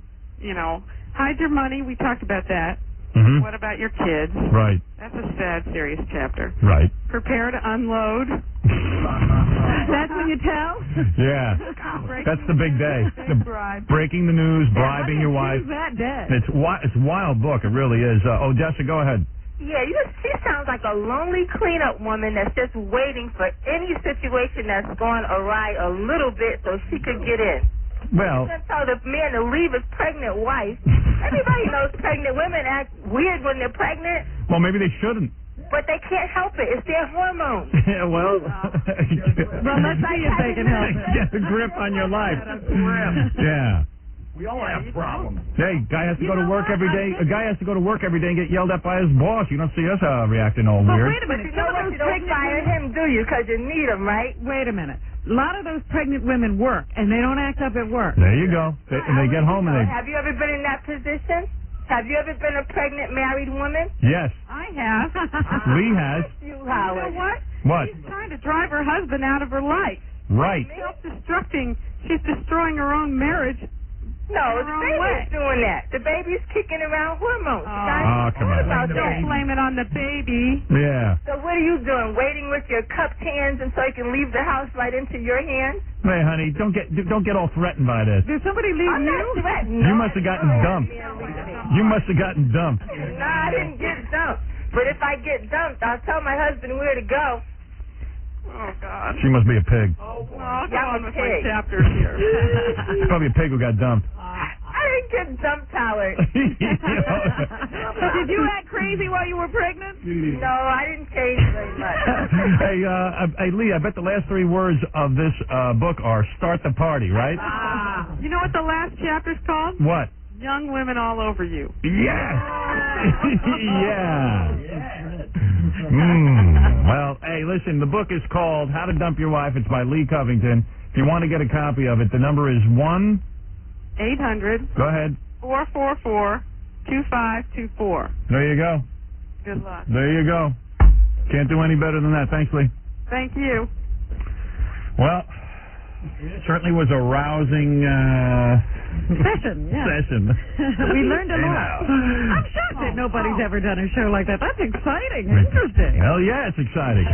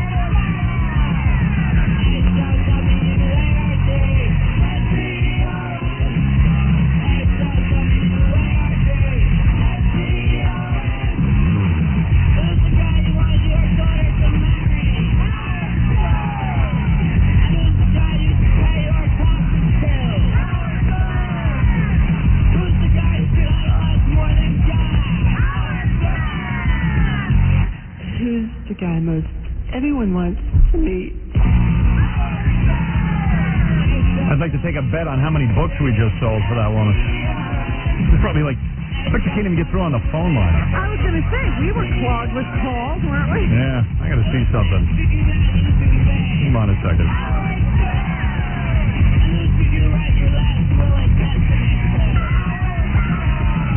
I forget what the number is. What, 1-800-444-2524? Would you write it down?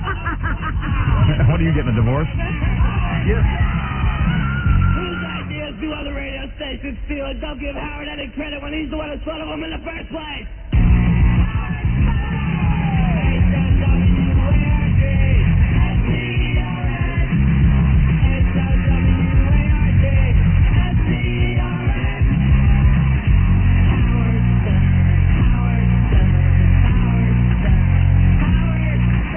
What'd you say, Gary? I said I never saw somebody so confident in her product.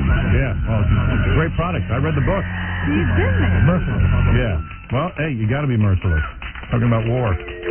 What's the number? 1-800-444-2524. You can't even dial I think out. it's L9 first, Howard, depending on what line you're on.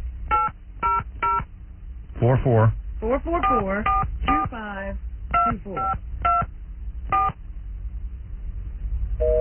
Yep, there What'd I you tell go. you? Woman's making money hand over fist. It's pretty wild. Howard Stern Show. So, A decent, nice, down-to-earth Jewish young man. I got so much stuff going on. All right.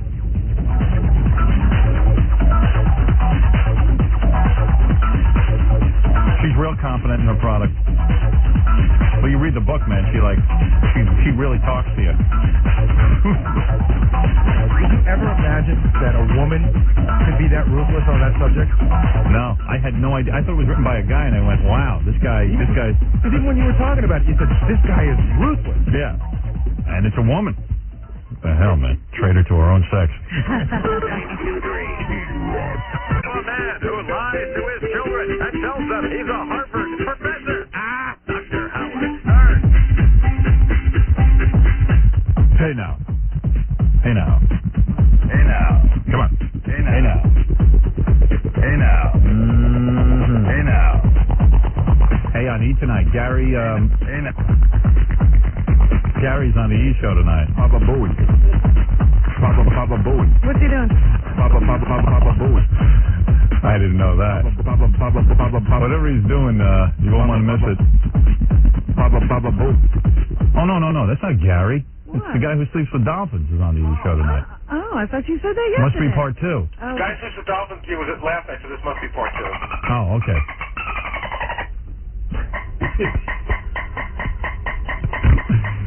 Yeah, those dolphins are good.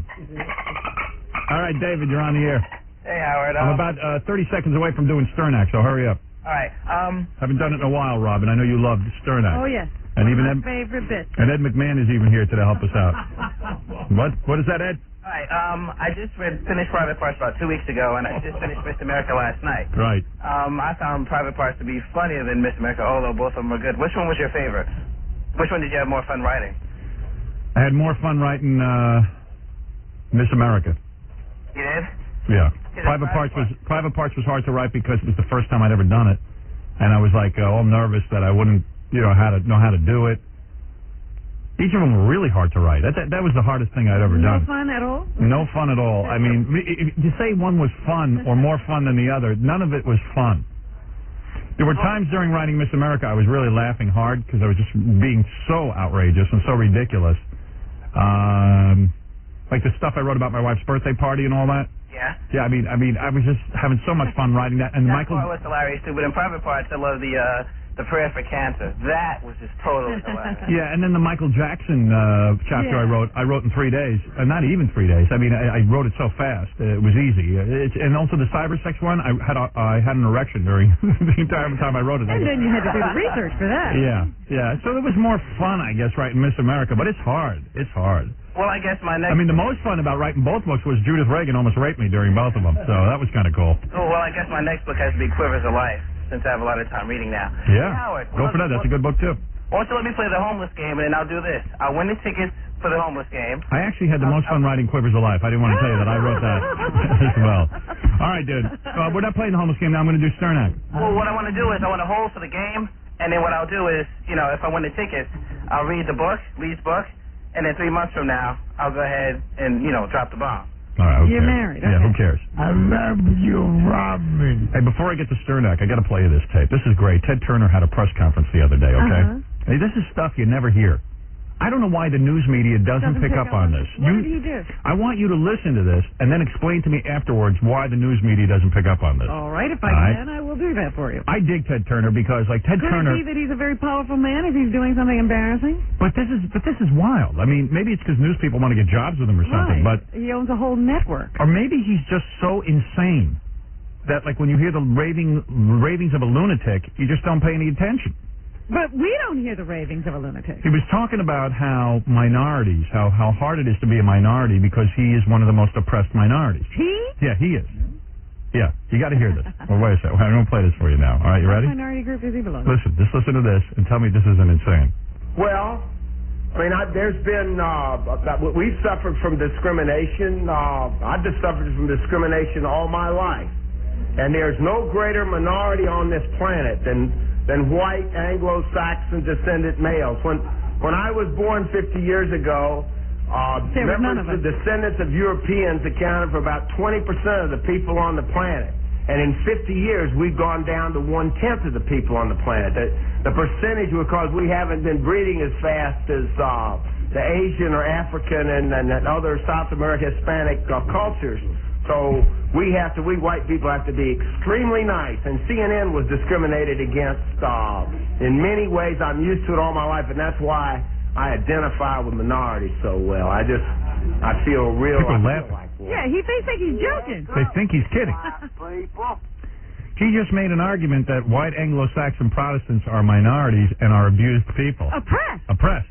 I mean, they're the most privileged people on the planet. He's rolling in dough and he feels oppressed. I would like to go bitch slap him. Isn't that wild, though? Isn't that funny? Isn't that kind of funny? Man. I mean, technically, he's right. I mean, probably white people are... But oppressed? Yeah, they're the smallest minority, but they're not certainly oppressed. I mean, if anything, they're in a pretty powerful position. I mean, I don't get it. Yeah, it's terrible having all that power. No wonder that nut Jane Fonda gets along with him, right? There you go. They must see eye to eye on everything. Yeah, it's amazing. One cock eye to another. Right. Girls keep calling in. They say, our breasts aren't big enough. Could I play that tape again for them? Your breasts are enlarging more and more with every beat of your heartbeat. Your breasts are continuing to enlarge in all directions, becoming larger and larger.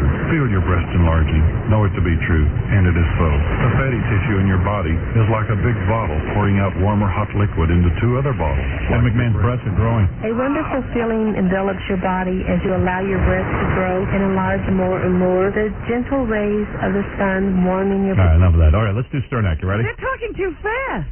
Yeah, I know. Well, you're supposed to be asleep and you're absorbing all that. Oh, it's the sleep tape. Yeah, close your eyes and listen to it. I think that's when you listen to it. That's why they have all those waves going in the background. I could not sleep through any of that.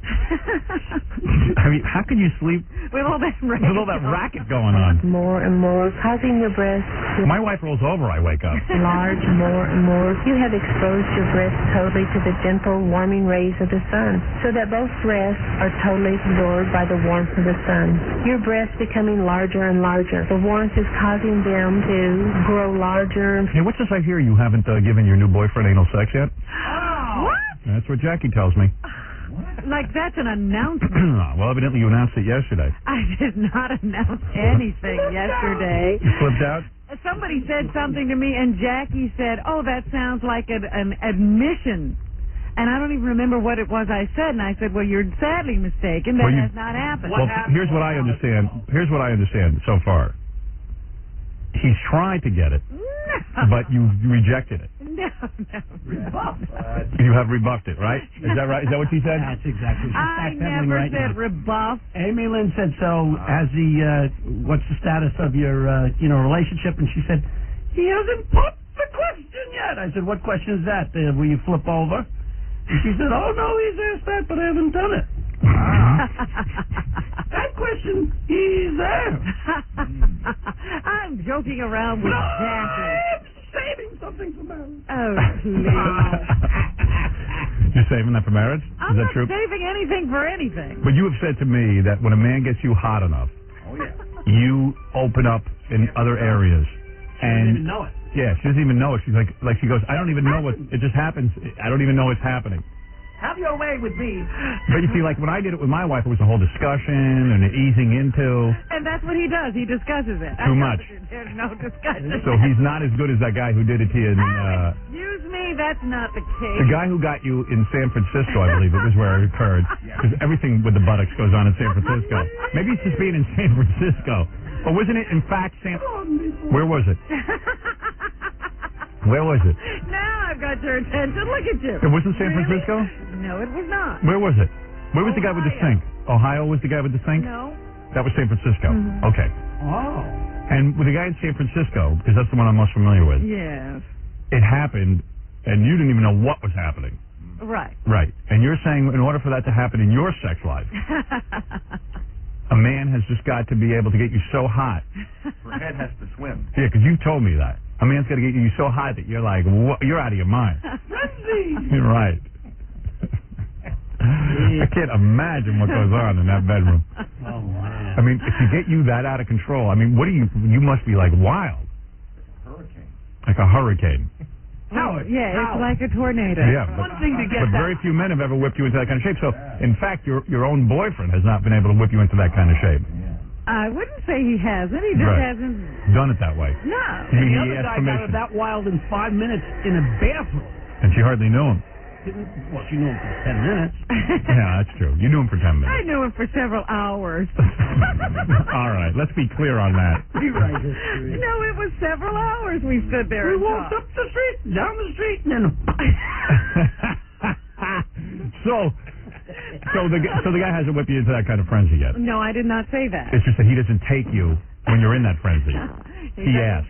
Doesn't want to do that. And if a man asks you, Wait, and we're sitting up talking Right. when that comes up. Oh, It's not about right. being anywhere. I mean, you said it on the phone a couple of times. Oh. It hasn't been. I see. Not in the midst of lovemaking. No. If he wanted it, he could have it.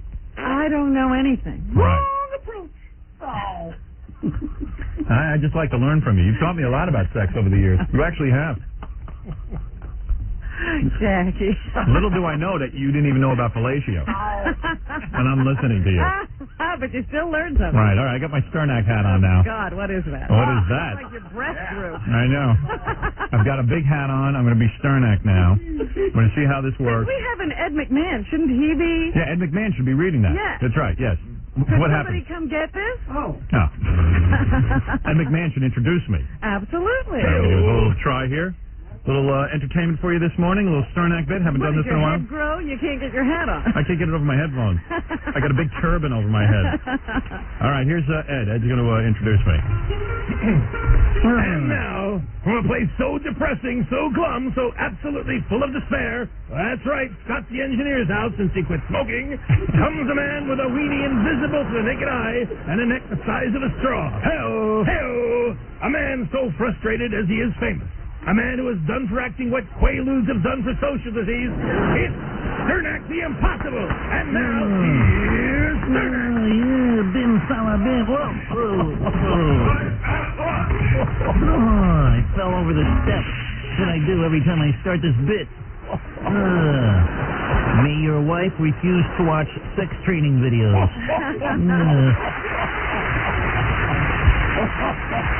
May your grandson set fire to you.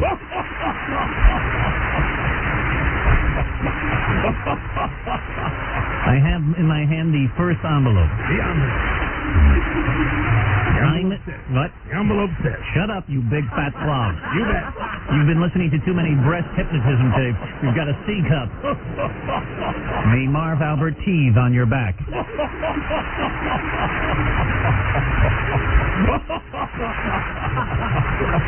Imus, a repaired vacuum cleaner, and Robin Quivers. Imus. Excuse me, what?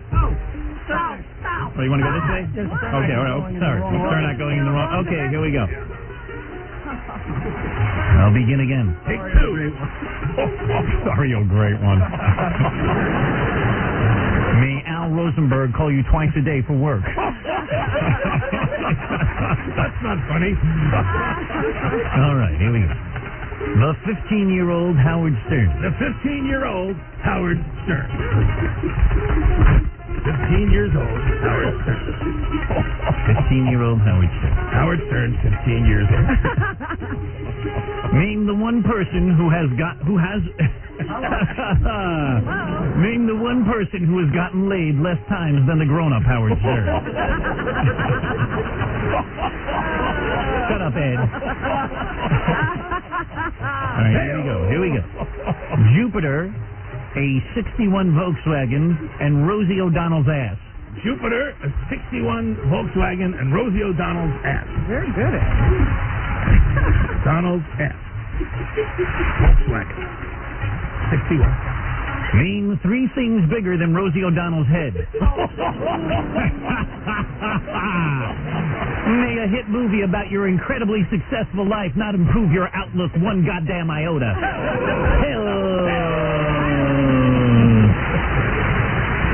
Shut up, Ed. Okay.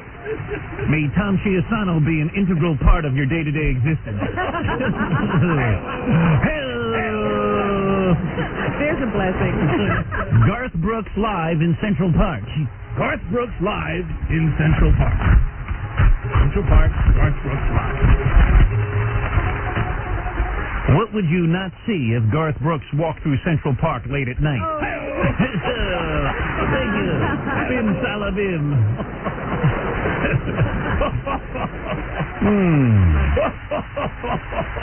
May your show spend more time on the pronunciation of serial killer Cunanan's name than on his crimes.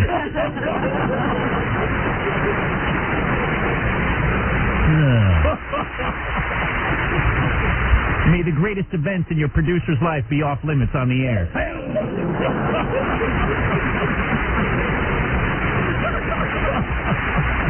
Robin Radzinski and To Get a Tan.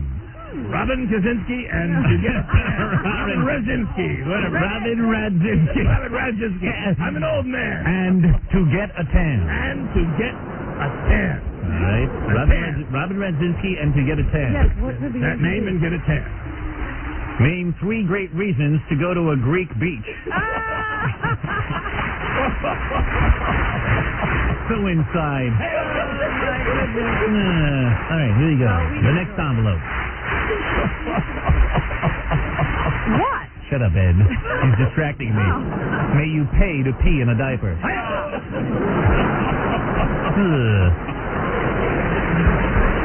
Fred Norris. Fred Norris. Fred Norris. He could be the answer to something? Name all of the people you have ever met or heard of who have changed their name for no apparent reason.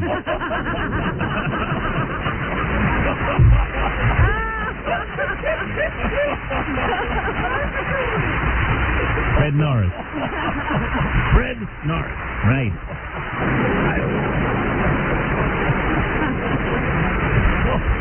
May you shell out $12 million for an ineffective yellow pitcher.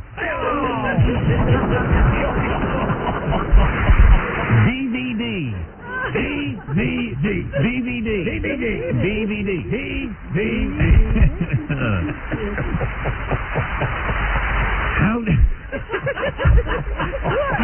How does Steve Grillo spell Hanukkah?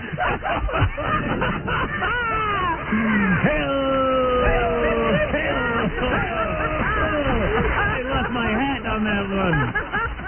You're not even... It's backwards, Karnak. No, is it? Cernak. Cernak is edgier than Karnak.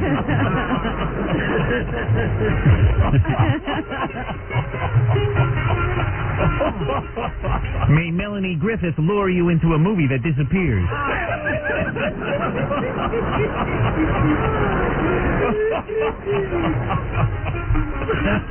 A recording studio, the Grand Canyon, and Tom Chiasano's head. A recording studio, the Grand Canyon, and Tom Chiasano's head. Chiasano's head. Name three places where you can hear an echo.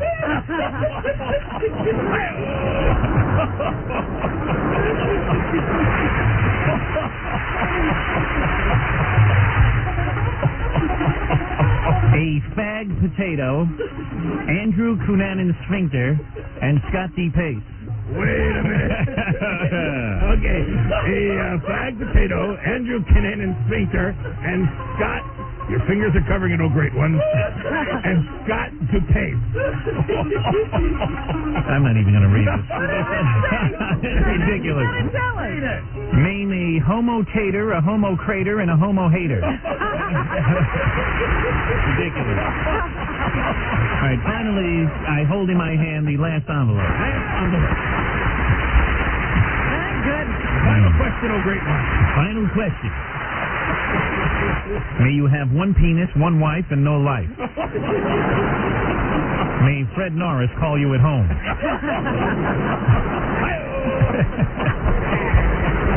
May your producer be as worthless as Bob Dole's right arm.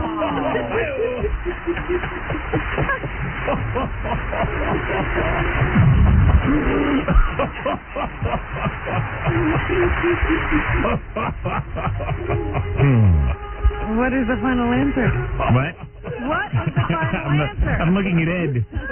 He's incredibly out of shape.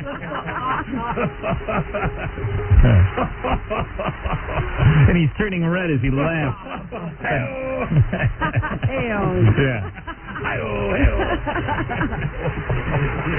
May your unprecedented radio contract have no clause about climate control in your studio. Hey-oh. May your screen wife and your real wife both get knocked up by the same key grip. All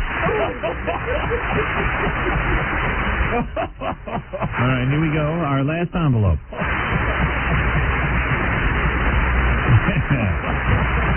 Imus, a repaired vacuum cleaner, and Robin Quivers. Imus, a repaired vacuum cleaner, and Robin Quivers.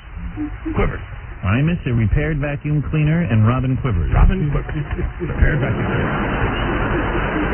Name something that always sucked and two things that suck now.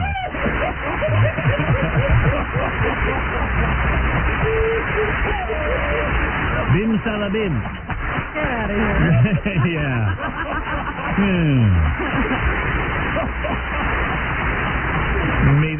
May the highlight of your day be rubbing against a piece of wood on your console.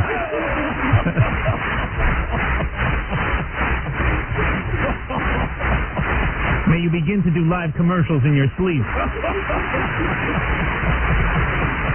May one of your teeth be larger than your 2-year-old son. I must leave you now. Goodbye. I am the great Sternak. Bim salabim. Farewell, oh great one. Farewell. Hey-o. What happens to old football coaches like Tom Landry? They have to endure encounters with Stuttering John. Hi, Tom. I like your hat. Thanks a lot. Thanks a lot. Okay. How are you? Just fine. Great.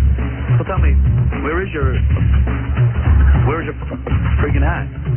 Well, I left it at home. I didn't wear it on this trip. I mean, it's so, it's like such a famous thing, you know? Yeah. It was raining, so the straw hat wasn't very good. So did you ever smell the inside of your hat? No. What are your chances of bringing the Cowboys to a Super Bowl? Well, I tell you, I'm out of it right now. I hope they come back soon.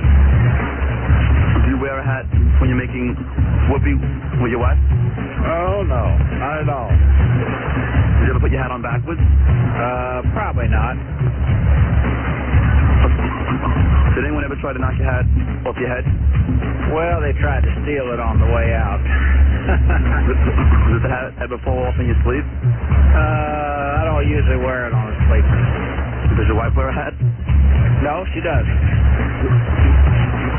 Do you wear a chin strap under the hat when it's windy? It would help, but I don't. Can I wear your hat? But I guess you don't have it here, right? I don't have it, so you can't wear it. All right, well, got it on. I know. Hey, great. You want to wear mine? No, thanks. All right, Tom. All right, Thomas, thanks a lot. I appreciate it. Hats off to you, Tom, and Stuttering John. It's the Howard Stern Show. I want to make a political statement that all of my brothers and sisters have been suffocated by the white man. You have violated my wife. You really you think. You know what you are? You will never be a great Cookie. You're the Antichrist. What? And now, the winner of the People's Choice Award at the Czech Film Festival. I'm sorry, what did you say? I said the Czech Film Festival. Oh, right. Yeah, that's pretty huge. Howard Stern. So, anyway.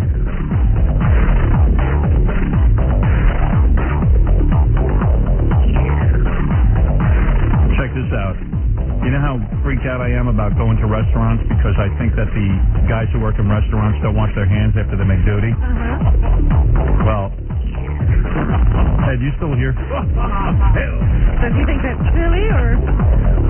Ed's gone by the next break. Don't worry about it. I'm just trying to interpret these laughs. She's too fat to throw out. What are we waiting for the crane? Yeah, wait for the crane to pull in so we can get rid of them. Anyway, so you know how freaky it is that when you go to these restaurants, and even though the health department the health department always hangs those big signs in the bathroom that says employees must wash their hands after they do it. Yeah, they almost act as if the door will lock and they can't get out because they All right. say you must wash your hands before you return. Yeah, there's to a work. solution. This What? guy sent me a company called NetTech International. I don't know who they are or anything. They're a company in Red Bank, New Jersey. This company makes a product where you wear a name tag. The name tag is called Hygiene Guard Smart Badge. Yes. And it's programmed with individual identification codes. When an employee enters the restroom, the badge is activated by a signal transmitted from an entry sensor. Listen to this. If the employee does not adhere to health codes by using the soap dispenser and washing their hands, an LED light on the name tag will turn red. This is still not safe. In addition, when the employee leaves the restroom, their identification number will be recorded by the entry sensor and made available for printout by the manager and supervisor. So if a guy doesn't use soap and water, all right, he could probably... He could pump the soap dispenser, Yeah, but turn on the water. But I'm saying it's at least a reminder to these guys that they have to wash their hands. It's a good start. But still, if Hidden somebody camera? wants to avoid... Yes. Okay. That's it. Hidden camera easier? Yeah. Then you got to sit and review the tapes. But you're not allowed to put a camera in the restroom. That's the problem. See? At the wash basin, why not? I don't know. They have a big thing, because then, some guy... Turns the camera around Yeah. and starts looking into the stall. Yeah. Hey! All right, I got a guy on the phone who claims he's been killing prostitutes and he's wondering why he's doing it. Oh, God. So maybe he thinks I have an answer. Is this Ed? Ed? No, this isn't Ed. Oh. You haven't killed any prostitutes? No, I never said my name was Ed. Oh. Sorry. That's okay. What name do you use? You can call me Clay. Clay? Clay? Yes, Clay. Okay, Clay. So what happened? How many prostitutes have you killed? 12. And you're wondering why you do it? I have a pretty good idea. Why? Did your mom beat you? Did your mom spank you? Was your mom a prostitute? No. Actually, nothing like that. What is it then? I think I just do it for the sense of the power. All right. Do you have sex with them first? Yes, and And then what, you strangle them? once. How else did you kill them? Well, a few times, actually most times with a hammer. And where do you do this primarily? I've done it twice in a parking garage, and then the rest of the times on the side of the road. And you're from the New Orleans area? Yes. And what do you beat them to death with a hammer? Man. It usually only takes once, and Dude, you got to have a lot of anger in you. yes. Man. Well, why do you need to feel so powerful? He's got some issue with women, but some shrink's got to look into it. It's not even worth. You might as well just kill yourself if you killed 15 people. And that means you're heartless. Did you used to kill small animals? No, I've killed a rat. Yeah. See, a lot of guys start out killing kittens for some reason. Yeah, they kill something before they start with humans. If my kid killed a kitten or something cute, I'd probably just figure, well, this is it. They're going to be serial killers. Kill them. Dude, you're a serial killer. Yeah. Yeah. Wow. And you get away with it, I guess, because they're hookers, and so far nobody's... What? Is this Howard? Yeah. Hello? Hello? I didn't know this was Howard. Yeah, it's Howard. Of course. Yeah. Yeah. No, I've never killed a kitten. Really? Never killed any small animal except a rat? Yeah, rat's okay. Well, Rats, I don't mind you killing. But how'd you kill him? the rat? Yeah. Stepped on his head, I bet. We had a big flood a couple of years ago, and it's not actually a rat. It's called a nutria rat. and I clubbed it to death. It got in the kitchen at my work. So how old were you when you killed your first woman? 16. And you must be a powerful kind of guy, big guy. I wasn't then. Right. And when you killed your first one, did you go in there knowing you were going to kill her, or it just sort of happened? I knew I really had it planned out. You know, I wanted to do the whole sending clues. Right. Oh yeah, are you in? To baffle people, but it turned out no one noticed for a long time. Right. Like you killed her on the side of the road? Her, that was the parking garage. Okay. And then what'd you do with the body? You dumped that somewhere? Yeah, actually, I think she's probably one of the ones that they found. Yeah. But let me ask you something. You were sending clues that you were going to do this? No, I was. He was going to doing that. He was going to leave like a note for the newspapers, and you know. But you decided not to. He didn't want to be famous or draw attention to himself. But my problem is. No, that's what I wanted to do. But but you did, but no one noticed the clues. I never sent the clues. I never left anything. You know, I wanted to have my own little signature. Right. I wanted to thumb paint with their thumbs. Oh, really? What do you want to do? Thumb paint with their thumbs. Thumb paint what, though? I don't know. Oh, anything. It was in a comic book a couple of years ago. Just seemed like a good idea. Like you take the girl you killed, you dip her thumbs in paint, and then you do like a thumb painting? Yes. On a piece of paper? Yeah. Now, after you kill somebody, do you play with the body? Actually, the closest I've ever done to that is I always make sure I pay them and I make sure they keep their money. Oh, really? When they're still alive, but with one of them I did put the money in a compromising place. I see. But this one, you know, it had a penis.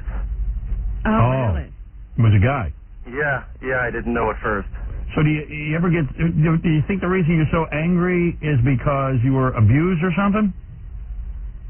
No, I wasn't abused, Howard. Where's your family?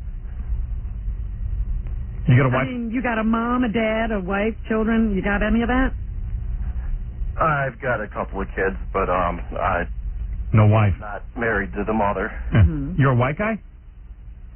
Yeah, Howard, that's pretty funny because the only suspect they had when they started finding the bodies was a black police officer. Oh.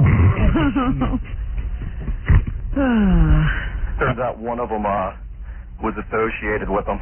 Oh, really? Are you on drugs?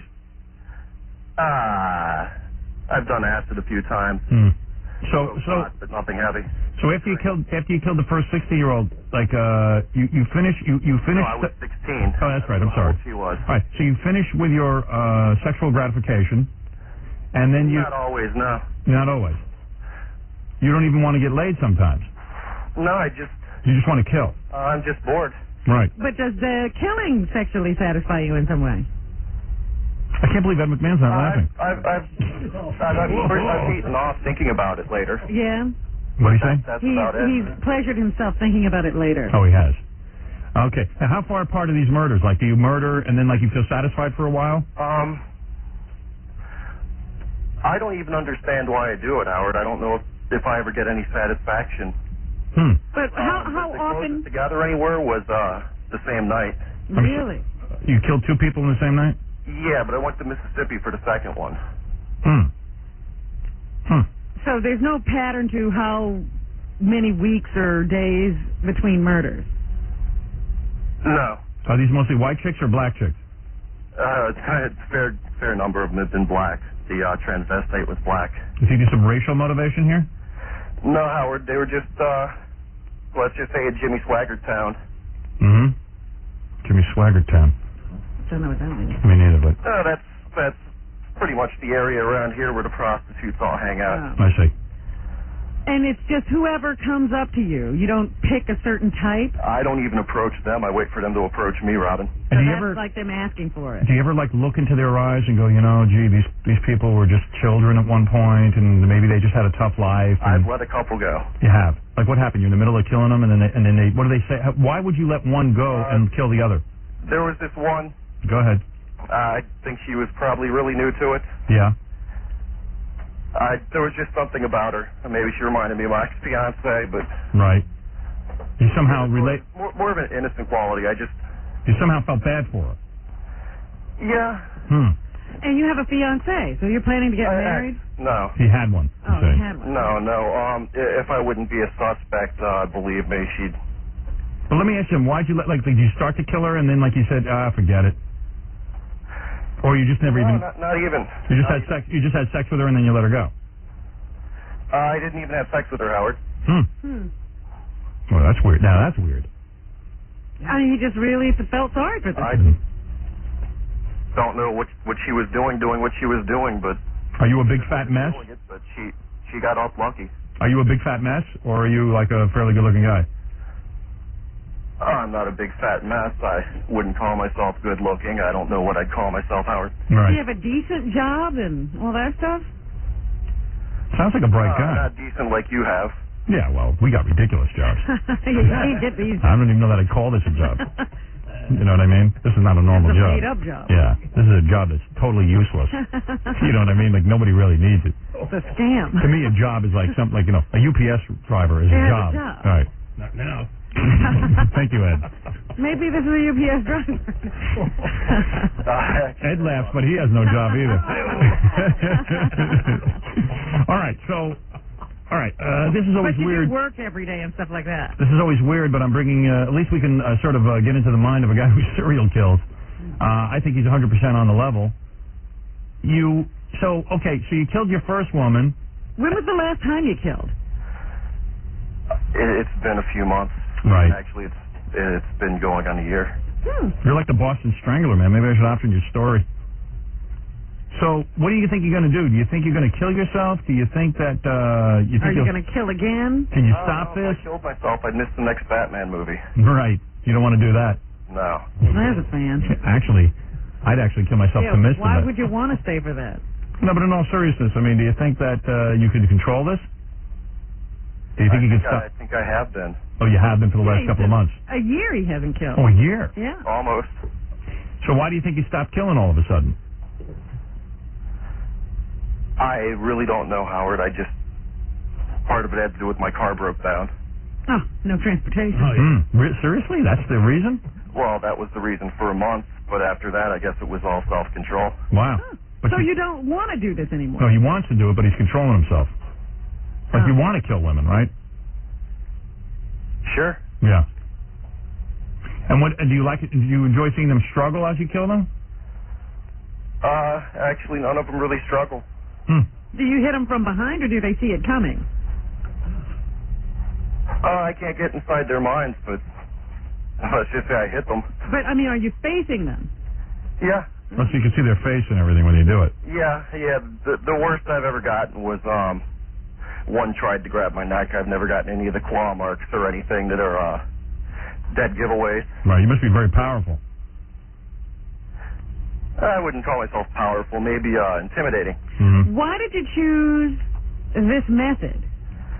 I didn't, Robin. Like I told you, I really wanted to cut things up, mail things, send clues. No, she means why did you use a hammer? Do you think you...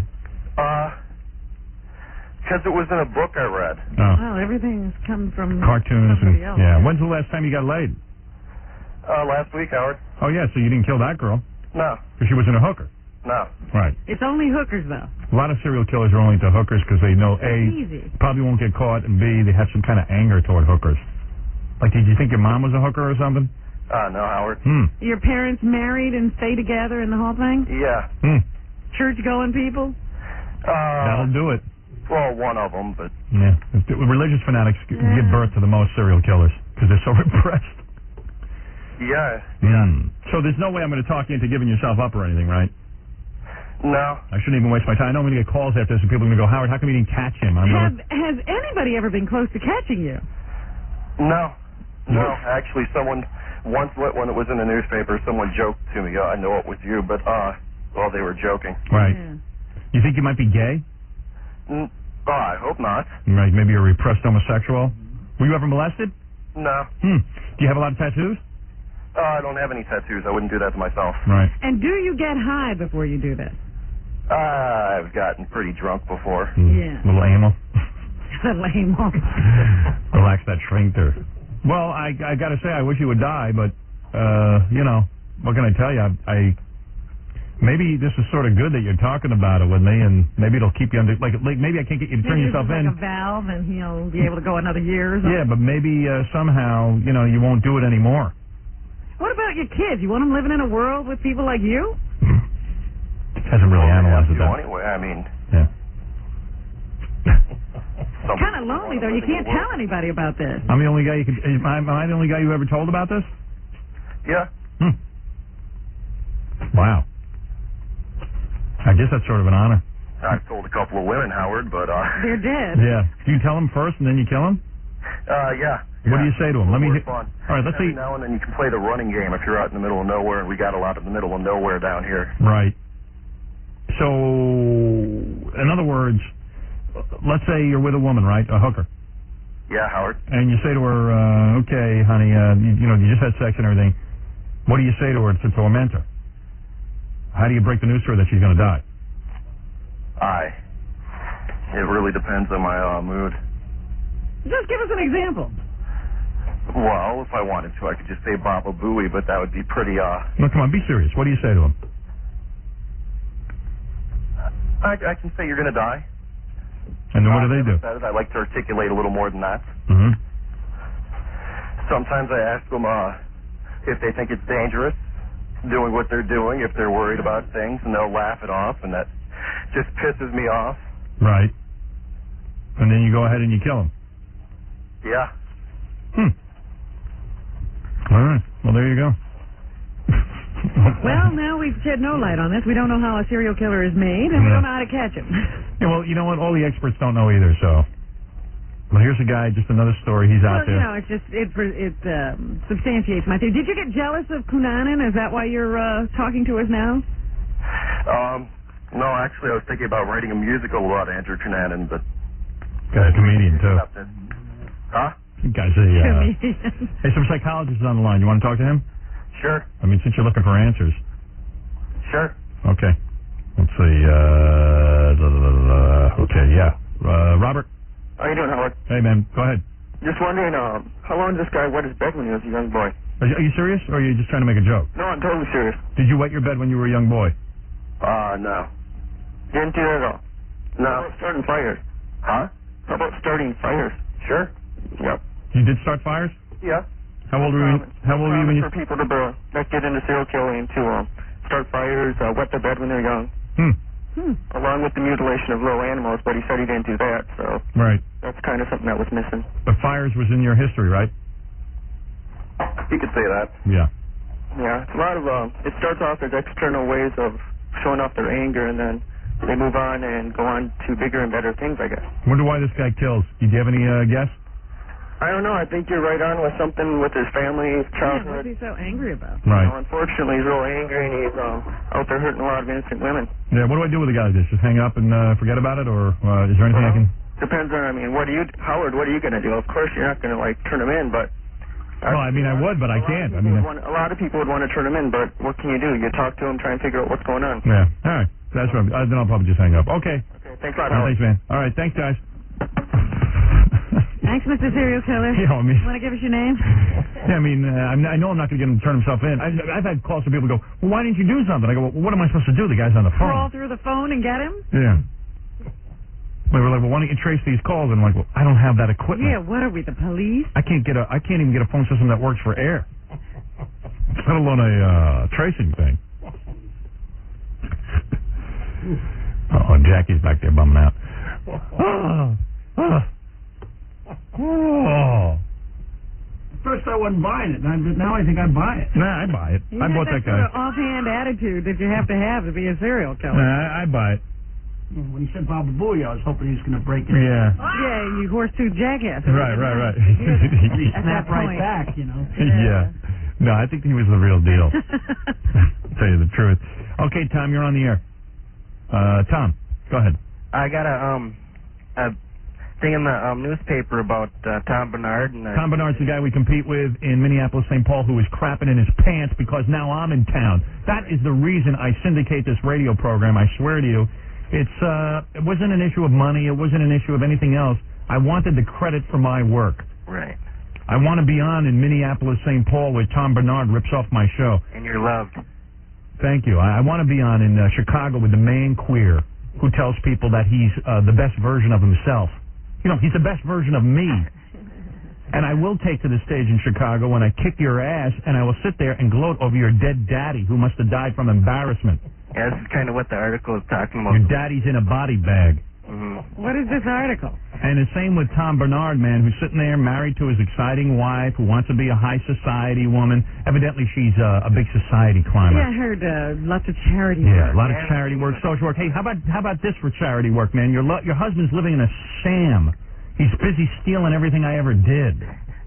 Yeah. How's that for a scam? How about the guys in Dallas now that I'm off the air for 3 weeks, busy doing every routine I ever did, trying to claim it's theirs?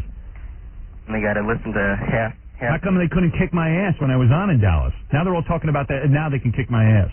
They kept their mouths shut when I was there. The Lex and Terry show. How about it? Yeah.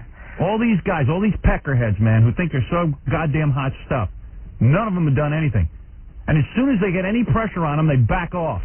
That's right. And that's what this is about right here. What's that say? This is an article in the entertainment section of the St. Paul Pioneer Press. And it's one of those media's do's and don'ts things. Yeah. And the guy that wrote the thing says, this is a do, says, do wonder how happy our old pal, Mr. Bernard, was Friday, August 1st, after getting another panicky hotline call from station manager, whatever his name is, admonishing Bernard to watch what he said while Disney poobah Michael Eisner was in town. Yeah, let me tell you something. That's great. Disney owns that station that we compete with? Yeah. This guy is such a pussy, Tom Bernard. He does my material when Michael Eisner's not in town. When Michael Eisner shows up, he behaves himself. Yeah, he gets, then it goes on. Let me tell you something, man. Changes? I work for Michael Eisner. I work for the E-Channel. The E-Channel is now owned by Michael Eisner. And let me tell you something. They tried to sit me down, and they said, how are you going to adjust now that Disney owns the channel? I said, this is how I'm going to adjust. I'm going to do everything that I've ever done. Your chair. Well, yeah, I'm going to adjust my chair. You guys adjust to me. I don't adjust to you. You don't like it, I'll take my show elsewhere, or I just won't run it. Yeah. That's how I adjust. And that was the end of it. So then the guy from the channel came down, the new owners and everything. They came down to talk to me, calm me down. I said, you don't have to calm me down. Nothing's changing. I'm doing what I want to do, you prick. Call us insane clown posse. Yeah. Yeah, so fire me. You think I care at this point? I'd rather do, same in Dallas. They were like, well, we'll let you stay on until September if you don't bring up the fact that we're firing you. I said, oh, okay. Got on the air and told everybody they're firing us. Let's send Stuttering John down there. Hey, man, so fire me. What do I care? Yeah. Who cares at this point? Keep your mouth shut and let us do our business. Who wants to live a lie, man? How do these guys sleep at night? How does Tom Bernard sleep at night, man? Knowing that they steal everything I do. Yeah, I don't know. Little pricks didn't do anything to help radio or do anything cool for radio, man. All they did is sit on their fat asses until I broke some new ground. Bunch of fat, lazy pricks, right, Ed? Hey-o. Hey-yo. Right. Hey, Al Rosenberg's cool. Can you imagine? Al Rosenberg is not cool. Yes, he is. You're right, sir. I seen his cracking his ass for 2 years on that FX show. Yeah. You miss it, don't you? Poor Al, man. We love that man. But the thing goes on. No one, not even Eisner himself, can tell Bernard what to do or not to do. Yeah. That's him talking. Unless they've got solid research to prove it'll sustain. No, I'll tell you who tells I'll tell you who tells Bernard what to do. I do. When I create it, he does it a week later. Yeah. You write it down verbatim. Yeah. And then all right. On air, Bernard explains. Who cares? Thank you. All right. On air, Bernard can explain all he wants, but soon he's going to have no listeners. Yeah, he got like 3 hotline calls within a month. Guarantee you the guy is off the air in a year. Because he can't take the pressure. He can't take the pressure. We have people already planted inside that radio station. The guy's cracking. He went out on the golf course with some clients. Yeah. And he evidently threw down his clubs and said he was under a lot of pressure. Yeah.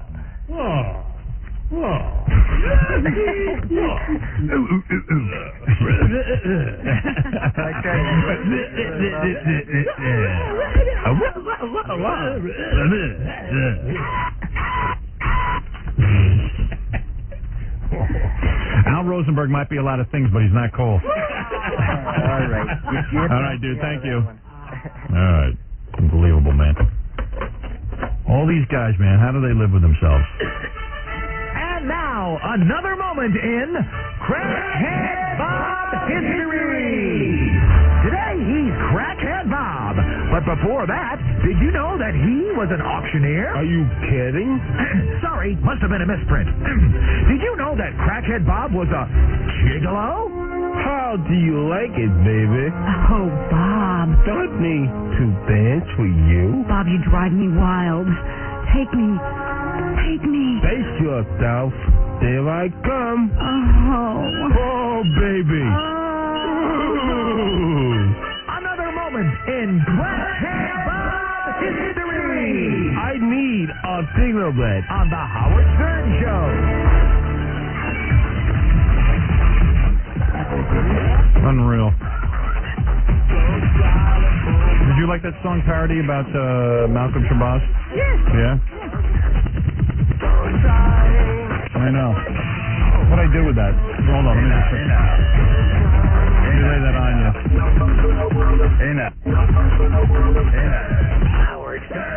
I got so many tapes in front of me, I can't even find my...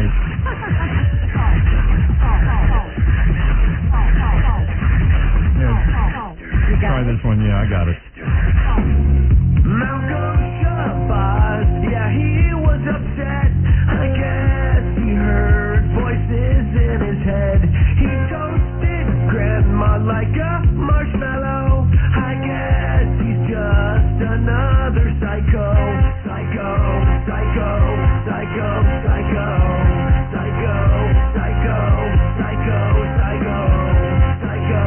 psycho, psycho, psycho, psycho.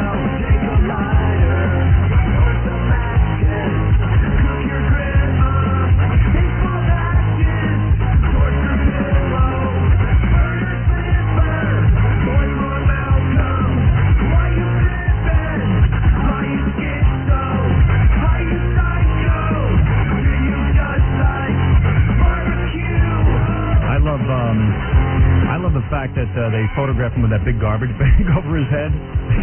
That's the best. I love that. That's what he deserves. Yeah. Hey, you want to hear something weird? What? So all the guys who work for the E! Channel, I'm talking about like, DePace and Gump and Ganji and Einziger, they have to take I think it's a 1-hour class in sexual harassment. Really? Yeah. Why? Because that's the E! policy. They're really? They're going to a sexual harassment class. You guys got to tape that. Hey, guys, come on in here. When do they go? I don't know, but they're taking a sexual harassment class. Take Jackie with them? It's a how-to course. Jackie would flunk. Is that because they did something? Or No, it's just because, like, in general, they have to make them sensitive to sexual harassment in the workplace. And Gump, because he's in the Marines, Yeah. Gump's already taken, he had to take, like, a 3-day course in sexual harassment. Where's Gump? He's probably still in the room. Oh, you get him, because he's already taken a class. Someone has to work the show. Yeah, well, why don't you send somebody in there who don't have anything to say? Gump's already taken the class, at least. Hey, Gump, because you're a Marine, don't you have to... You had to take like a 3-day sexual? No, it's 8 hours long. Oh, 8 hours? Yeah. How long's the E! sexual harassment class? 90 minutes. 90? Yeah. Oh, 90 For minutes. Marines, they need a day. You know why E! has that? E! is all run by women and stuff, and they just force Well, guys. how's the one guy going to sexually harass somebody at E! At E! forget about it. If anything, the women should take a sexual harassment because they emasculate everyone. Poor Einziger walks around in a dress. I mean, it's unbelievable. What's going down with that? When are you guys having your class? Eric and I are doing it today. Today. So am I. You have a choice of today or tomorrow. When are you going? Tomorrow. How come? Stuff to do Don't today. you want to be with the other guys? Because it'll be funny. Safety in numbers. I'm almost thinking of going with you. Just bring some strippers with us. Is it a video, Howard, or is it a live teacher? Live teacher? Live, yeah. There's I guess a lawyer. Oh, do you have role playing and stuff? Yep. They do like a mock Really? trial. Does DePace have to get in a dress? No, we're gonna go have a liquid lunch first. And Yeah. Check your tampons before you go. No kidding, man. Boy, that's the emasculation of all men. I mean, if you don't know what sexual harassment is, I mean, what are you, a moron? Of course you know what it is. How do you... yeah, right. Is the teacher a chick? DePace can't pass a driving test. How about if it's a great chick with nice cans? Yeah. And you start sexually harassing her in the middle of the class. On the way in. Hey, honey, can't you take off your bra? We can mellow out here. You're saying DePace would know DePace has no ability to pass a driving test? That's not true, Robin. Gump, what was the 8-hour class? Like, who taught it, a chick? No, they have usually somebody from the Navy, like either yeah, those guys know. Some guy, the tail hook guys. Yeah, exactly. And they'll run a whole bunch of different videos, then they'll talk about it, then they'll run another. Like they show you examples of sexual harassment. Exactly. Like give me an example of sexual harassment. Like they show you. Well, they'll put up like two women in an office. And are they hot? No, not at all. Pigs. Yeah. Because they want to show you even pigs can get sexually harassed. Right. No, these are the women they're sexually harassing a man. Oh yeah. Reverse it. Oh yeah, that happens a lot. Exactly. Yeah, in your dreams. Anyway, they're hanging up this poster, some beefcake kind of guy, and like, please. Somebody feels really uncomfortable in the office. Some guy feels uncomfortable? Yeah. Oh, please. Give me a break. Oh man. Howard. Yeah. You're being a little sexist on this. You know, it's just not the guys have to go. Redzinski has to go too. I think she should go. She's been sexually harassing me for years. She's after Jackie all the time. Yeah. There's the girl who needs it. It's good to have a chick with nice cans at one of those things. Yeah. When is she going? I'll go to her class. I think she's going today with us. Is she? Why don't you come? Yeah, maybe I'll go. Why don't you guys tape it? I'd love to hear it. I don't know if they'd let us, but really? I can ask. That could be cool. I think we're sort of afraid that we're going to laugh at some of the things because you know who put you up to that? Because Fran Shea. What's the whole company? It's not just us. Yeah, but Fran, that's probably her idea. She loves that crap. Well, yeah. Did anything happen at E to make this a necessity? Not that I know of. Probably the job. Can you smoke weed during it so you can relax? Sure. We should bring Jackie. Yeah. Jackie, you need to. Hey, seriously, man, Jackie? All the people. Jackie don't know what sexual harassment means. I know what it is. I just don't There isn't a girl in this building he doesn't hump every day. And Al, you too. You ought to go, even though you're not working. Al's another guy who's a little too touchy-feely. You know what I mean? It's a fine line, you know, because sometimes you have some fun flirting, and the next thing you know, you're up on sexual harassment charges. Who knows? I say there is no way to teach that. Because, like, women don't even know what it is, so they think they're being sexually harassed. It's right and wrong, you know, you feel it. So, You say anything. It's right and wrong. You say no to Jackie, and he keeps coming. Right. You know you want it. You know you want it. No means yes. Yeah, I read her book twice. So what time? What is it? You know, on one or two occasions over the years, I've mentioned to Jackie that, you know, just trying to help him out, that maybe, hey, that might not be the thing to say, or hey, mind your like that. And he gets all pissed off. He goes, "Come on, they know I'm kidding around. Get off me." You're just sensitive because you're press. What fun is it coming to work? That's right. That's the perk. Danny, you're on the air. Yeah. Yeah. I had to go one of them classes for sexual harassment. Yeah. Yeah, and they have to teach you how to, like, because I was working on my job, and I asked the girl out, and she's like, filed sexual harassment with me, right? Yeah. So then I went, and they made me go to this class. They almost fired me because of it. I went and I took the class at a local college over here in Long Island. How many hours? I had to take like a 5-hour course. Yeah. That's not as bad as the Navy, but it's pretty bad. Well, you get a break in the middle, so total 5 hours. They give you 2 hours, take a break, and then, But I took the class and. Was it a hot chick? Who teaches it? No, it was like. Get to the S word. Oh, listen. Hey now. So like the lady wasn't hot. She was like a pig who taught it. Yeah, she was like old. She was like 40. Wow, yeah, that's old, man. Yeah, it is. Not old enough. Yeah. Can you at least masturbate during the breaks? I said I had to get in touch with my feminine side. Oh, is that what she said? Yeah. She said, hey, listen, honey, I'll come to the class, but I'm no homo. He's still trying to identify. All right. I like to imagine they tell the pace to get in touch with his feminine side at the class. I don't think so. He's searching for one. Right. How did he ask her out, though? I had to get. You asked that to your teacher? No. No, the girl. At work? Charges. How did he ask her out, though? Like, what did you say? Nothing. I just said, hey, how you doing? I was talking. I worked with her for a couple months. Yeah, she was pretty good looking? Yeah, she was hot, man. Okay, so go ahead. I'll be the chick. Show me what you did. Nothing. I was just like, hey, man, I've been working with you for a while, all this other crap, and... You're a pretty romantic guy. Yeah. Hey, I've been working with you. What kind of job is that? I told her she was hot. I said, yo. I want to know what kind of place hired him. All right, so you went up to her and you said, hey, I've been working with you a long time. Then what'd you say? Nothing. Then I asked her. Hey, you're hot. Why don't we go out to dinner? God, is that bad? Well, she was wearing a nice dress and her ass was sticking out. Yeah, I mean, what is she looking for? And you're telling me you can't do that? I mean, what is up with that? And then women wonder why they don't get asked out. I've seen women every day. No one asked me out. Well, yeah, because you're going to put us up on charges, you bitch. I'm serious. No, I don't know that this guy wasn't hanging all over. I don't know, man. He sounds okay to me. Very uncomfortable. What, we're going to put the guy in jail because he asked a girl out on a date? No, send him to a class about it. Yeah, great. So what happened? I went. I asked her out, and then it was like around 10 o'clock. I took my lunch break, right? Mm-hmm. And then, like 12 o'clock, my boss comes up to me. Were you sexually harassing this woman? You know, this and that. You mean you took her out? Yeah. And she. Yeah, you took her out to lunch. She went and she called up her lawyer before she told my boss. No. And she went to lunch with you? No, he went to lunch after asking him. Oh, I see. When I went to go punch out for lunch, and told me, "Are you sexually harassing this woman?" Because she called her lawyer before she called. What kind of work do you do? Huh? What kind of work you do? I'd rather not say. I mean, what type of work? Sensitive. Well, I do office work. All right. Jeez. Man, I tell you, it's pretty frightening. Yeah, you guys better go take that class. So what did you learn from your class? Nothing. Nothing. Because he didn't do anything wrong. I had they was trying to like teach me how to like respect women. Hey, dude, let me tell you something. These broads want to put us all in jail. It's a war. It's a war out there. You better be careful, okay? You know? Yeah, all right. I don't know, man. I guess you can't ask a woman out at work. Is that the deal? Yeah. Dude, I was at my fiance's work yesterday, Yeah. and there's a picture of a naked man sitting on the bathroom door. Now, isn't that harassment? Yep. I don't know. Yep. I'm confused as That anyone else upsets on me. this issue. I don't want to see that. I don't see that either. Me neither. No, DePace certainly doesn't want to see that. Yeah. DePace looks at him, might get aroused, and then he'll have all kind of confusion. Here's a guy who actually teaches a sexual harassment class. Okay. All right, dude. Hey. Yeah. What kind of class is this?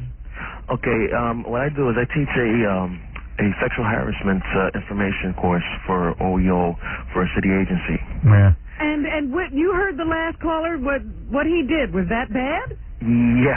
I mean, he went up to a chick and said, "You look pretty hot. Can I go out with you?" Actually, okay, the thing is, could you believe that to ask one of your coworkers to go to lunch could not be considered sexual harassment, but to ask them to dinner is. Wow. So he could have stuck to lunch. Hey, maybe I ought to take this class. Yeah, I think you should. Actually, Hey, can you imagine this is going to solve the problem? Yeah, let's go to work. Excuse me, I'm attracted to you. Can I take you out to dinner? And then next thing you know, you got to go take a class, and you're going to be threatened, and it goes on your permanent record. Well, I mean, for crying out loud, man. And then of course, if you're a good-looking guy, chick goes, "Oh, the hottest guy asked me out." What if the women approach the guy? Oh, that's, Yes or no? That's wrong too. That's also could be considered sexual harassment. Oh. You know what we guys have to do? We have to start filing charges against these women. What is proper conduct between men and women in the workplace? You could go up to a chick and say, "Hey, honey, I think you look hot. I want to go out with you." And you could lose your job. Right. That's unbelievable. I would say that to somebody. I think Why not? Radzinski said that to me before. Really? Yeah. Can I ask this guy a question? Really? She asked you out? No. And you didn't go? Said I look good. She said you look good. Yeah. She did? That's harassment. I'm kidding. You ought to, no one ever tells you you look good. No offense, man. I don't think you got that many options. Didn't they say that Radzinski was all over Doug at the party? That's right. No. Was she? Hey, Doug, I was surprised, man. For a Jew, you got a real nice body. I got to tell you. What? Actually, that brings up a pretty good point. If a worker is flirting with somebody at a party and it's not during work hours, is that sexual harassment? Yes. I mean, I could be fired for flirting with somebody I work with. That's right. Yes. On and off time. All right, let me ask you a question, okay? You go to the office Christmas party, right? Yeah. And you go up to a girl and you say to her, "Hey, man, you look really nice tonight." Is that sexual harassment? Yeah, but that's an office function. Excuse me. I'm asking the questions, Baba Booey. I'm not talking to you. Is that sexual harassment? It's how you based on how you ask it. I mean, how you say it. All right. If I say, "Hey, you look really nice tonight," that's okay. But if I say, "Hey, you look really nice tonight, I would like to go out on a date with you," that's sexual harassment. Well, actually, it's more like, let's say if you say, "Hey, you look nice tonight," or "Hey, you look nice tonight." You're kidding. Wow. And looking up and down. Basically, sexual harassment is based on the victim feeling vulnerable. All right, let's say I go up to a girl at the office Christmas party, and I just put my hands on her chest and take a quick feel. You're out of a wrong? job. That's out of a job. Wait a minute. What if they hang mistletoe in the office? And then I grab the girl and I kiss her. Yeah. If she feels uncomfortable with it, basically, if you're ugly, you're sexual harassment. Yeah, right. Okay, let me answer this. So what if, let's say I go to a party, right? Not an office party. Right. All right? Like I go to Jackie's house. Everything is okay. Shanty party. Right, shanty party, and they go there, where food isn't served till 10 o'clock and I'm And starving. he's doing nothing but drinking. Right. And I walk up to one employee harassment? And I walk up to one of the girls, okay, and I say, hey, you look great tonight. I'd like to go out with you. Is that sexual harassment? Yeah, and you could lose your job. Wow. And you could get sued. But that's not a office function. That's not a. How do you get? That's a private party. How do you ever ask a girl out? Okay, the thing is, if it's an office function, okay, if let's say it's not an office function, and everyone that's at the party is from work. Forget it. You know what? I don't even want to hear this anymore. This is frying my brain. Don't know what to do. I'm glad I'm married. I just wanted to tell you something. What?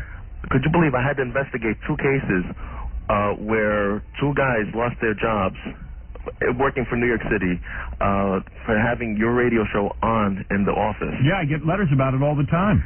And how about a kid in 6th grade just wrote me a letter? He was reading Miss America, got suspended for 2 days. Yeah, now mind you, I feel bad because I have to prosecute. Right. And meanwhile, I'm a fan. Right. And is it wrong to listen to this show in an office? Yeah, with me, I have my headphones on. Right now, I'm sitting in an office full of people, and yeah, I agree with that. Yeah, go ahead. Now, what about it in our office if we're watching show tapes? It's our job to watch the tape, and it's sexual, content of the show, and another employee from the back of the office, not working for the show, walks over and hears or even sees naked girls. Is that sexual harassment? Us doing our job and seeing Actually, in that office of yours, I guess you got a whole different set of rules. Yeah. I say if you're here and you know the show, then you better be up for everything. You know what I mean? Isaac always walks into my office when a videotape's playing and says, "You're the only guy in America who's allowed to watch us at work." Here's a dude that got arrested for sexual harassment. What happened to you? Arrested? I bet you got didn't. arrested. Yeah, what did you say to the girl? What's that? What happened? You were at work and you said something to a girl? No, I called up an ex-girlfriend of mine. I left her a message. Yeah. And she said it was obscene and vulgar, and she had me arrested. I had to come in. They fingerprinted me. They mugshot. What did you say? I just said, honey, you look great, man. I want to come over there and get you. Yeah. And she I wanted to get a little booty call, and she had me arrested. Oh, you busted your booty. Oh my God, this is unbelievable. This makes me sick. It's disgusting. The laws that they have today that protect women are totally against the men. Yeah. And the attitude of the companies is that before getting a lawsuit for not pursuing it, they'll rather lose you.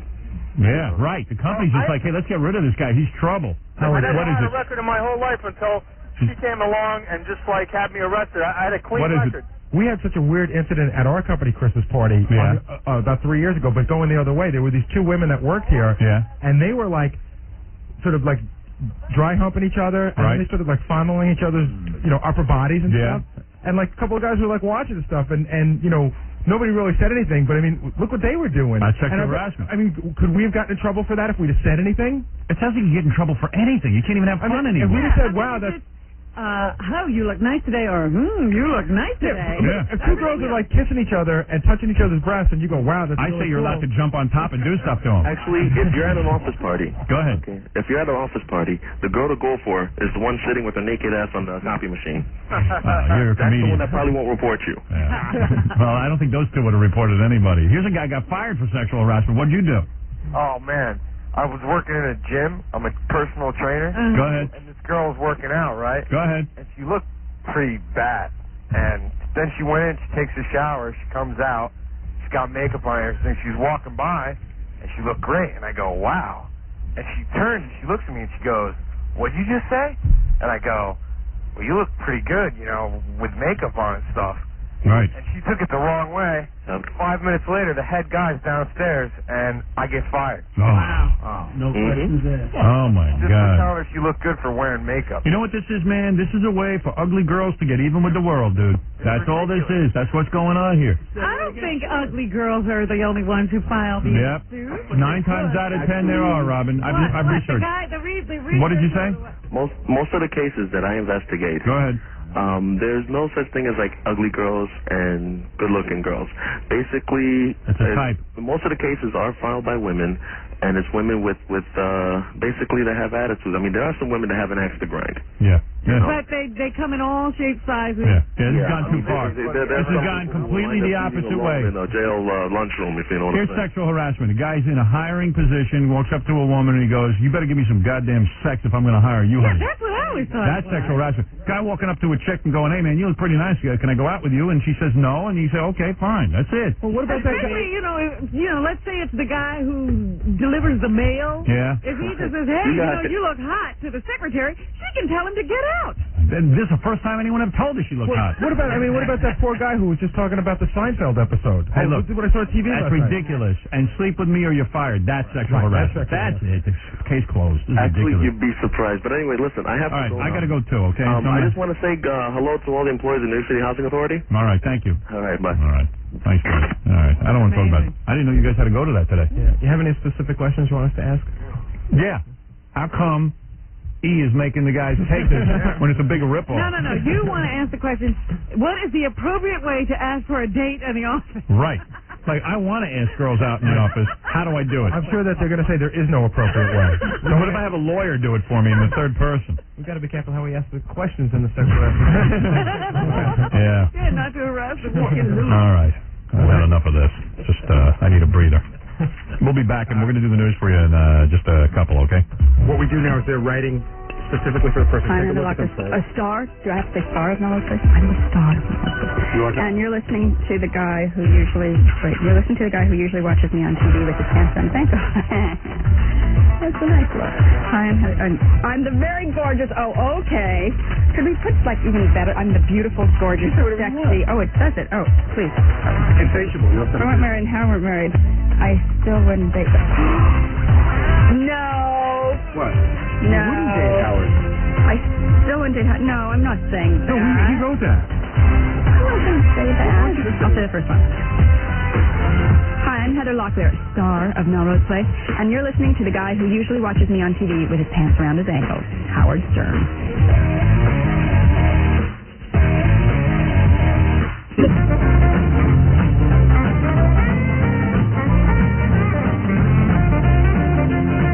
Do both is what you're saying. While he's singing, I can... All right. All right, Breath Assure. This is a great product. You've heard about Breath Assure. Ed, you might want to listen to this. Let me tell you, Breath Assure is now the #1 selling breath freshener in the entire country. #1. We brush, we floss, we gargle, but sometimes that just isn't enough. You need the confidence of Breath Assure. Breath Assure gives you fresh, clean breath for hours and hours. Breath Assure is a tiny, all-natural capsule that you swallow. Breath Assure is #1 because it doesn't mask bad breath. It gives you clean, fresh breath for hours from the inside out. And guess what? Now there's dual-action Breath Assure D with Digestate. Does your tummy ever feel bad? Well, now new Breath Assure D is all natural, and it contains chamomile, ginger, and true licorice to help your tummy feel better. Tummy. Breath Assure and new Breath Assure D. Don't breathe without it. You can find Breath Assure at Rite Aid, CVS, Duane Reade, and other fine stores. Breath Assure. 92.3. You're listening to The Howard Stern Show.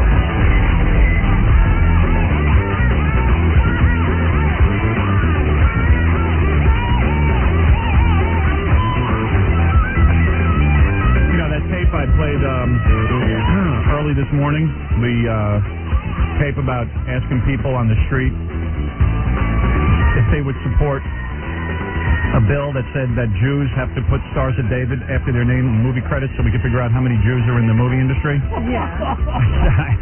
It's everywhere. It's everywhere. I like that tape. I was thinking of just maybe just giving it a quick shot before we got into news. Some people might have missed it. All right.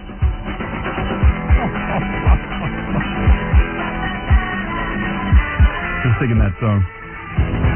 5-part soundtrack. Isn't that it? 5-part soundtrack? Yes. Yeah. That's what I thought. Got a little confused, all right? Here's Dean. He's our intern. He goes out, right? Says to people on the street, hey, man, there's a senator who was trying to pass a bill so the Jews have to identify themselves. Would you sign a petition to endorse Senator McKenna's recent bill to require all Hollywood producers to put the Star of David after each Jewish name in any and all credits so it would be apparent to the movie-going public the incredible abundance of Jews that have infiltrated this part of our media and culture? What are you talking about? Did I tell you I was in a hurry? It's the stupidest thing I ever heard. You're slowing me down. So you wouldn't sign a petition? I don't even know what you're talking about, and I wouldn't sign anything that sounded remotely like that. You wouldn't sign a petition that would put the Star of This is crazy. Okay, thank you very much for your time. You're very welcome. You can stop for the question because I don't want to hear the question and I don't want to answer it. Okay, you wouldn't sign a petition? I don't want to answer the question. Are you kidding? No. This is a real bill? This man should be shot. So you wouldn't sign it? I certainly wouldn't sign it. That's going back to the days of Hitler, isn't it? No. Are they going to put an Italian flag next to each other of the other names? No. So that we know who's Italian? No, and just who's the Jews. Irish? And who's Austrian? And who's Spanish? Of any kind of descent? Who's easy about that? Right. And who's French? I mean, is that not ridiculous? Yes. You would? And why is that? Because I'm Jewish, number one. I came from Russia 17 years ago. But they said all Jews were smart. And I didn't for understand me, this Jewish, the most important people in the world. No, I wouldn't. Okay, why not? I'm not interested. Not interested? No. I'm not because I'm not feeling good. My nose is burning me. Your nose is burning? Yeah. What's wrong with your nose? My nose is burning me, so I'm not interested. That's a tough question because it depends on what the Star of David is representing, though. Because see, I'm Rastafarian. As I say, I consider myself, I speak for myself. I see the Star of David as a different meaning than the Jews think of it, but it's in a sense it's all the same. What's the meaning for the Rastafarians? Well, I'm not gonna speak on that right now. Not now. If you want to know, you can read about it. I speak on that.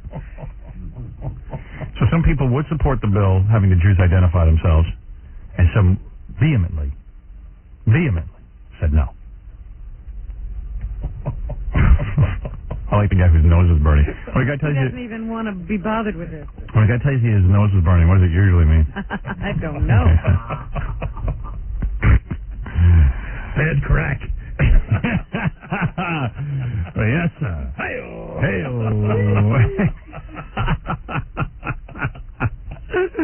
Bad crack. My nose is burning.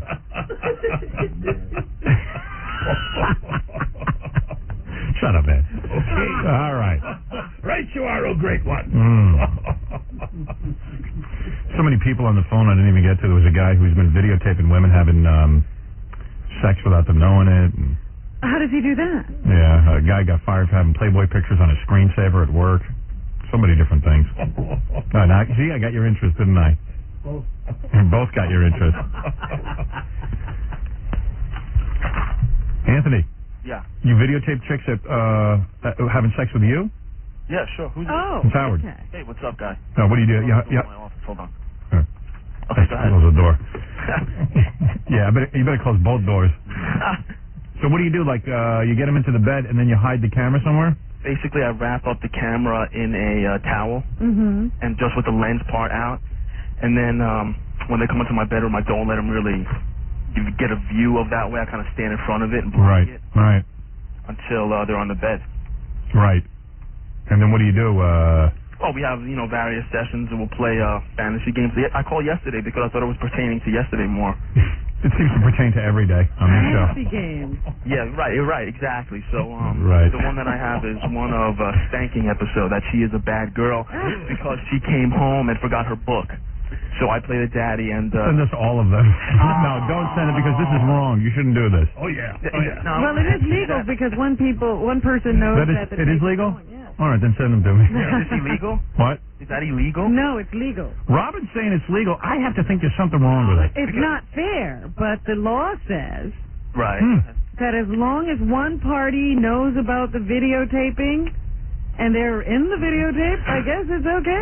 Let's not mislead anybody because some states do have laws against it. Is that right? Yeah, but I mean, if she finds out. I think in New York State, and I'm not sure, you'd have to check this, but I think, Well, as this came unbelievable as this sounds, we learned this during the Frank Gifford thing, That's right. that you're allowed to videotape somebody as long as you know about it. Beautiful.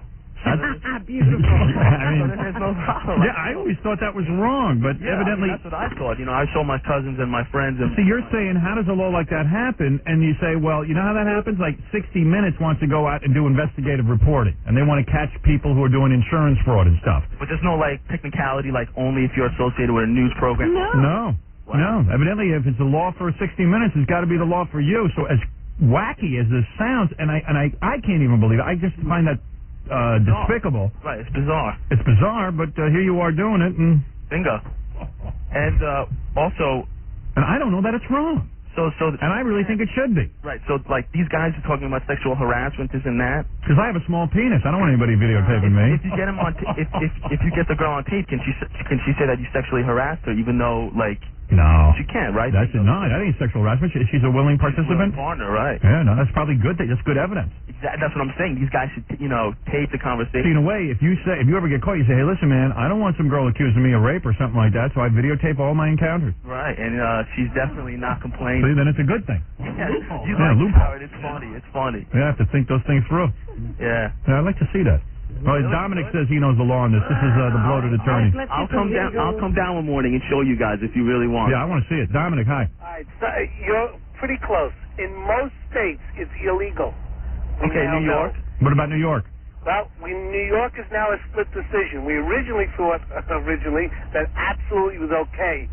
But I'm told that some of the district attorney's offices are now looking into the possibility that even though one person consents in the room, that they can find this to be an invasion. Now, it's not a criminal act yet, an invasion of privacy, and that there may be a loss civilly. All right, 60 Minutes goes ahead in New York investigating insurance fraud, and they take a hidden camera into a room. They interview a guy, he doesn't know the camera's on him, and they run that on 60 Minutes. That's legal? Now, yes. Now, wait, it's done in New York State. Wait, Dominic, she could sue me for money? Well, here's the question. Well, what else are you going to sue you think for? Think about that lawsuit in Virginia Yeah. when they did that case on 60 Minutes with the bad, I think it was 60 Minutes, where they investigated bad meat and stuff. And there they let them sue because each state has its own law. Now, here's the real question. When we play it on the air, the states that it is illegal, is that a civil action? There's where it comes real tricky. Star Magazine goes ahead and videotapes Frank Gifford. Is that legal or illegal? I say it's wrong. But then when 60 Minutes does it and discovers bad meat, then it's good, I guess. So it's... You know what? You're getting better at this law stuff than the lawyers. So in other words, it's so ambiguous that it'll keep lawyers busy for the rest of their careers making tons of money. I could tell you I'm looking for a new car. Now, one last sexual harassment story, please. Real quick. All right. My office, I represented Fast Eddie, the nude cop and playgirl. Yeah. Well, his body is up on 2 walls of my office and they put my face on his body. All right, you should have just stopped. You were actually making sense this morning. Dominic was like a really good guest this morning until he told that story. What happened to Dominic at the birthday party? I had to go to visit someone in the hospital. Oh, okay. Very, very sad. You never say goodbye. Yeah. Robin, you look hot that day, I have to tell you. Why, thank you, Dominic. He did tell me that. Are you sexually harassing me? Yeah, that's it. Bring him up on charges. Anyway, so there you go. So this guy's videotaping girls, and the answer is, who knows if it's right or wrong? But, yeah, hopefully she won't ever find out. Yeah, how's she going to know? Yeah, really. Right. She's listening, but she doesn't listen. So. Right. Unless one of her brothers are listening, but that might not be good. I hear you. Okay, dude. Hey, man, if you want, I can come down and show you. Let me think. Do I have a moral problem with that? Send 2 copies. No, yes. Send 2 copies. I'm not sending any. We want to see that, right, Robin? I don't want to see it. But you look. I'll come down. I'm pretty sure I know it's wrong, but I think I want to look at it anyway. I'll come down. I could come down tomorrow, or on Friday, or next week, whenever. Tied up. All right, we'll make arrangements. Hold on. Yeah. Hold on. Yeah. And you can be here as well. Send the tapes first. Right. Also depends whether the broad is nice looking. Yeah. Look at some guy's ugly girlfriend. Right. Yeah, we're busy. Ed joining us today. Nancy, quick. You say some guy got fired for having Playboy pictures on a screensaver at work? She's gone. Nancy? Nan? Maybe she heard you and thought you lost interest. Nancy? You know what? I did lose interest. How's that?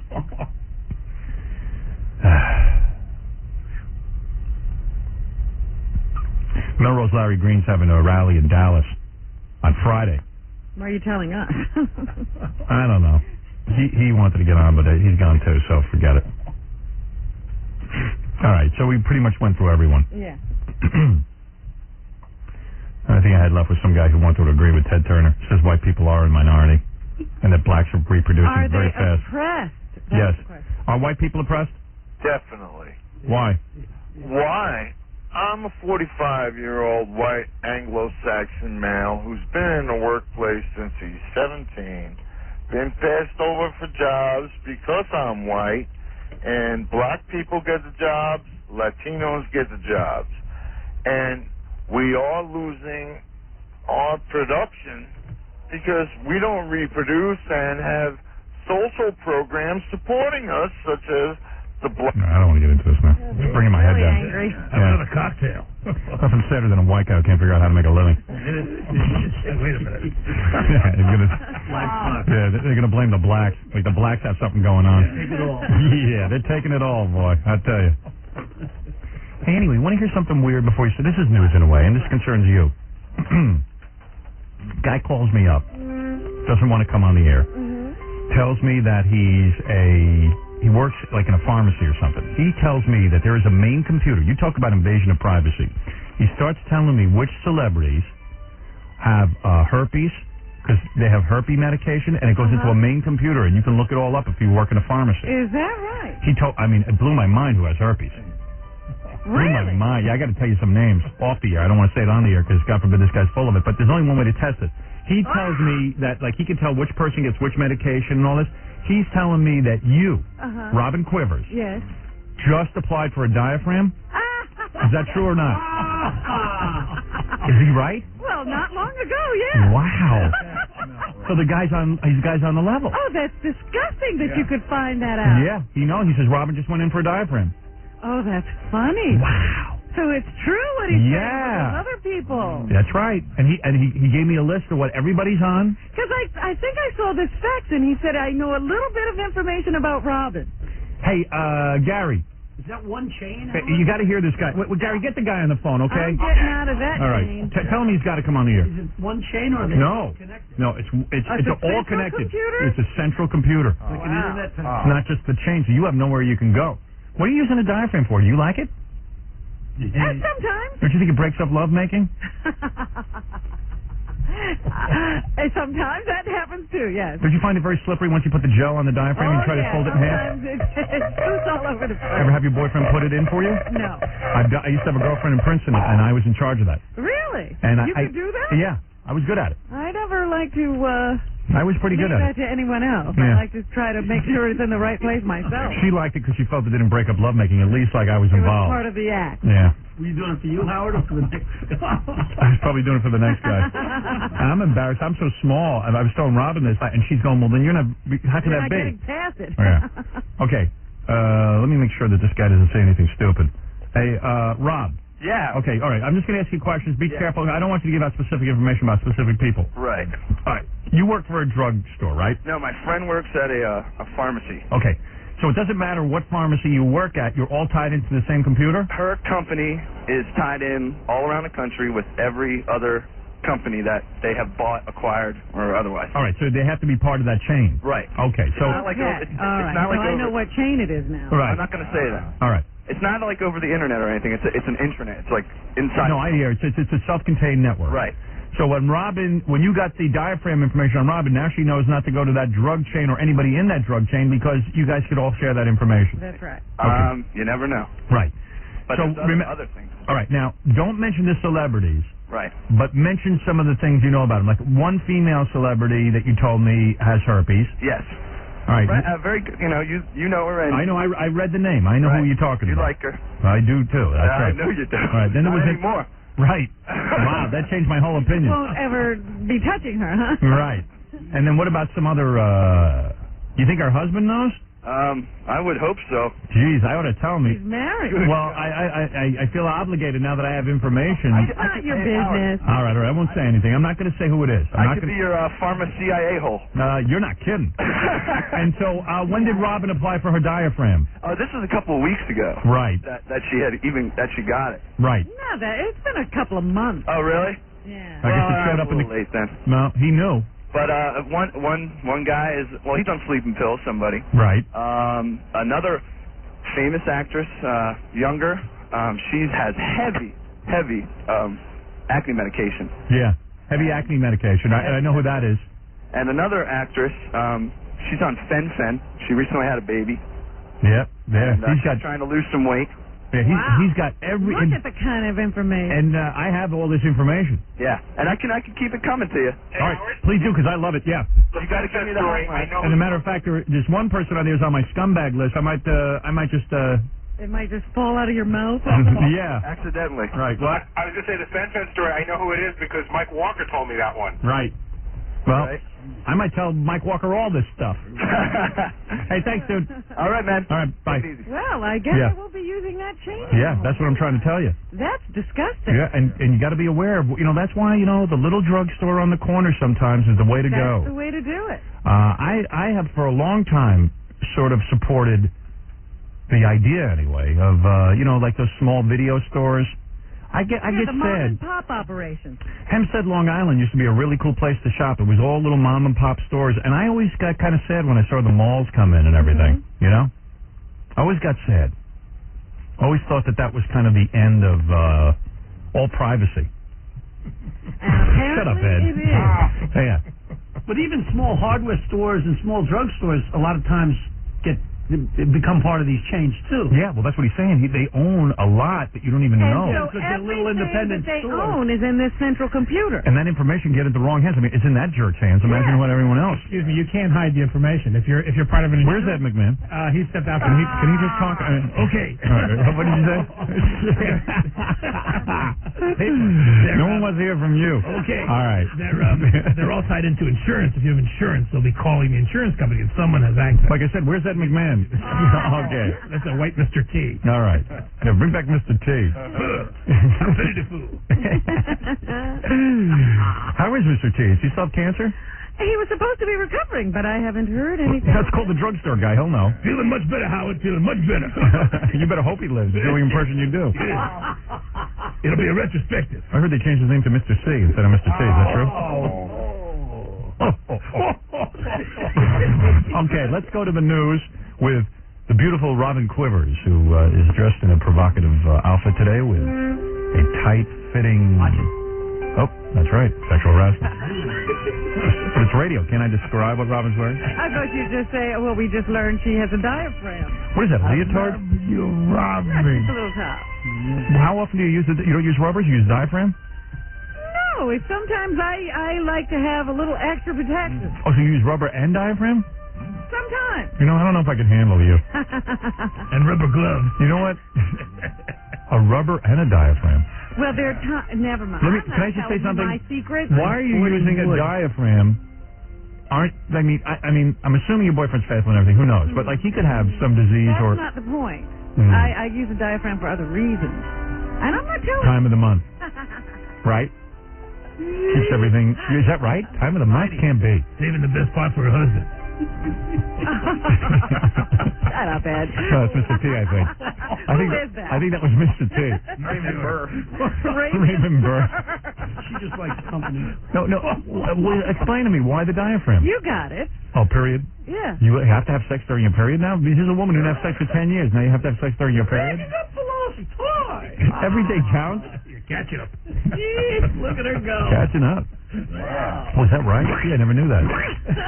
Hey, how frightening was it the other day when Donna D'Errico, the star of Baywatch, said that she is on a medication that stops her period completely? Doesn't have one. That is weird. A lot of women said to me, that's weird.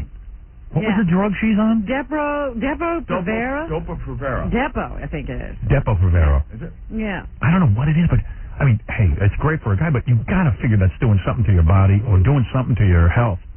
I can't, I just think whenever you stop something like that, I mean, you're doing major something to your body because you're throwing off the hormonal balance. Yeah, what about that? And you've got to continually medicate yourself. She says she has to have that shot every 3 months. Yeah.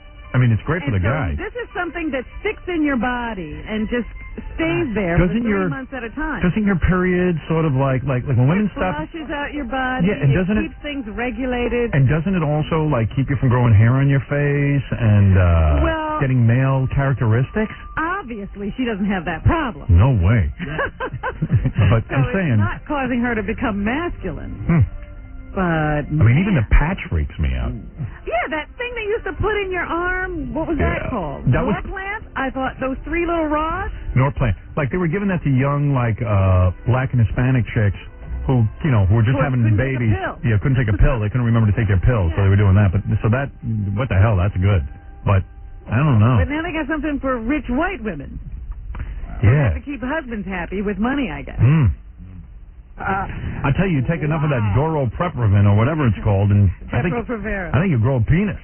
And she said you have to be off of it for like a year, and sometimes in order to get pregnant again. You know, like and the baby has 3 heads. Seems to me that's got to be stored in your liver somewhere. Yeah. You know, and that can't. There you go. Be good for you. Yeah, who cares as long as she's hot. Even with a penis. Even with a penis. She'd still be cute even with a penis? Is that what you're saying? Yeah, screw sexual harassment. That's not gay. Okay, so. We were going to do some news? Can we do a commercial? Because I want to find out who has herpes. All right. Oh, wait till you hear this. Oh, I got a great one for you. You really want to know? Yeah. Want to do your first story, and then I'll tell you who has herpes? All right. Hey, you son of a bitches, here's Robin Crimmins in the goddamn news, you miserable pricks.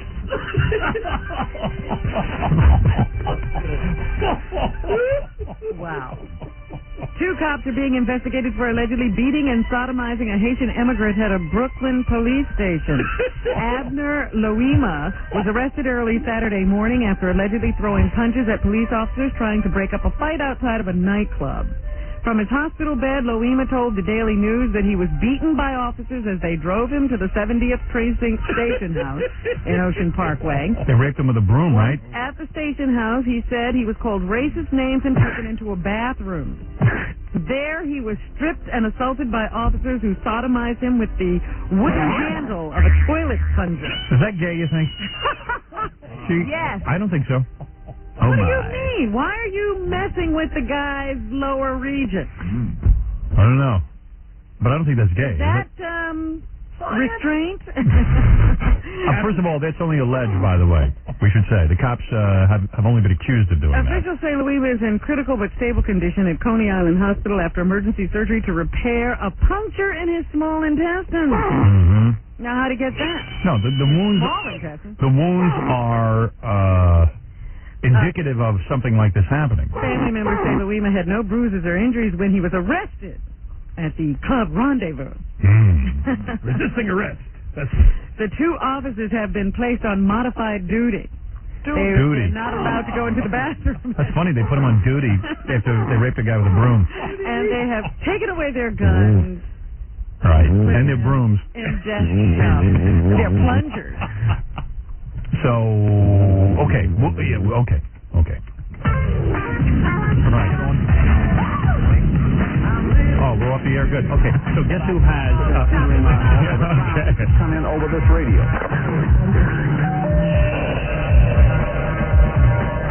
92 Gray. Rock. It is mean. This.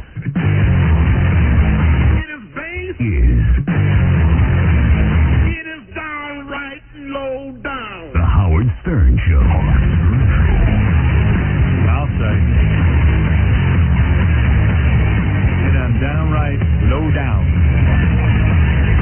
Okay.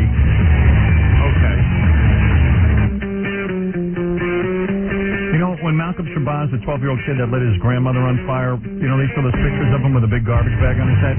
Gary's telling me that under the garbage bag, they got him, you know when a dog bites someone and they put those huge... No, they put that huge collar on him. No, when a dog has surgery. Yeah, right. He won't eat himself. Yeah. One of those cones. They're saying that Malcolm Shabazz wears a cone so he won't bite anyone. That's what Gary says is underneath the bag. No, he's not kidding. I know. And Gary said he saw it on TV. Everything about teeth. Well, he knows everything about teeth. Teeth and his... Could Malcolm Shabazz be... What do you call that thing the dog wears? Collar.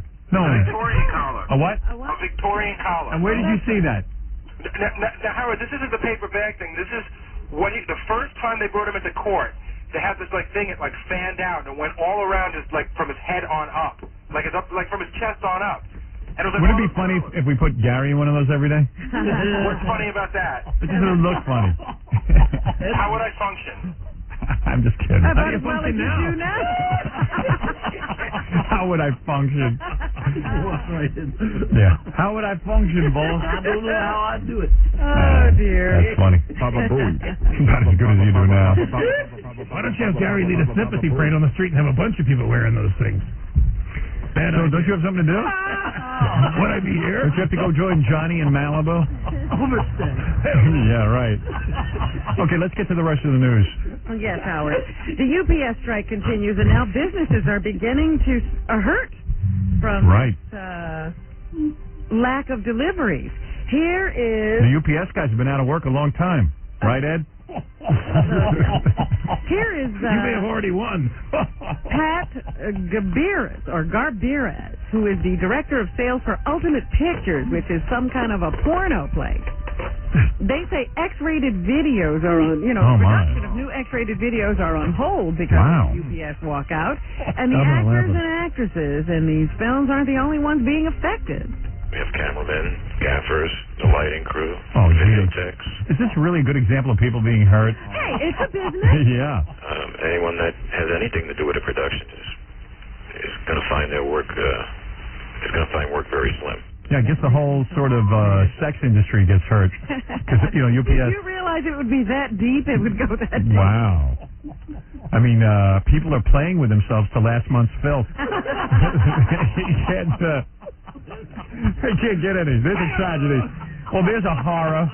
Well, I'm just trying to tell you, people are hurting out there. I've been staring at the same filth for a month. That makes me so sad. The president says he doesn't see this as a national problem, that, he doesn't see... Because he gets laid more than all of us. Feel our pain. I don't feel your pain. You'll never have an America. No. That didn't mean for you to play. Oh, that sounded like an intro to President Clinton. He's talking about something totally different. He's not going to get involved in the porn industry and their complaints. That would have been great. Oh, forget about it. But they're saying that people are going to have to start laying off workers in other industries because they can't get deliveries, they can't do production. So we got a real problem. This UPS strike. What about mail order brides? Doesn't see it, however, as something he needs to step into yet. Right. And impose the Taft-Hartley Act. So yes, we'll just have to see what goes on. Taft-Hartley Act. We were talking about that book, How to Dump Your Wife. Maybe somebody who, is very smart should get it to Donald Trump. In the Daily News today, they say Marla is one of those wives who won't let go. Right. That's what they're claiming that she is, that she really doesn't want to be out of the marriage. Yeah, because she likes the lifestyle.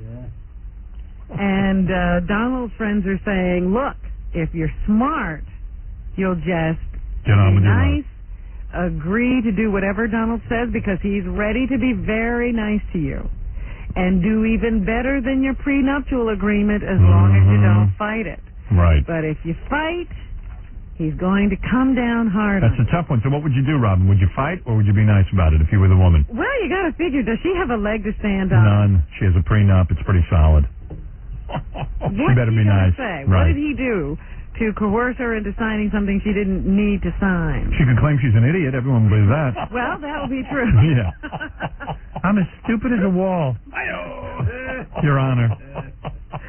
But they're saying it's not necessarily the cash that she wants. She doesn't want to let go of the Donald. Yeah, well, he's a catch, man.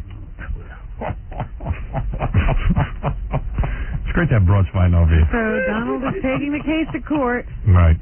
In an attempt, what is his rush? He wants to get out of this marriage. Oh, yeah, he wants to be dating free and clear. Well, he already can. I'm sure he moved her out of the apartment while she was away. You know, he was very smart. He backed up a truck and took her stuff. And threw it out. I think he's already read that.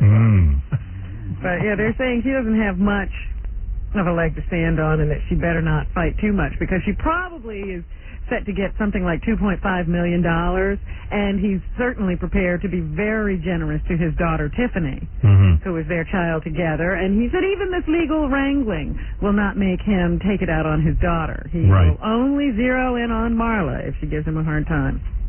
I don't know who these people are who are talking for them. But it's a whole bunch of stuff being talked about. What they're saying. Right. There's a baby-faced pimp who was just arrested by police. He's accused of using torture and intimidation to keep his stable of underage girls, including an 11-year-old runaway, in line. Wow. Linwood Stewart, who called himself Q, preyed on runaways and troubled teens, forcing them to sell their bodies. And when they didn't bring in enough money, there was hell to pay.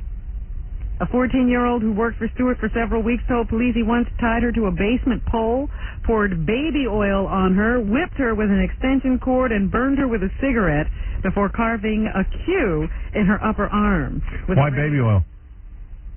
So she'd burn better? I don't know. I mean, seriously, is that bad? I don't know.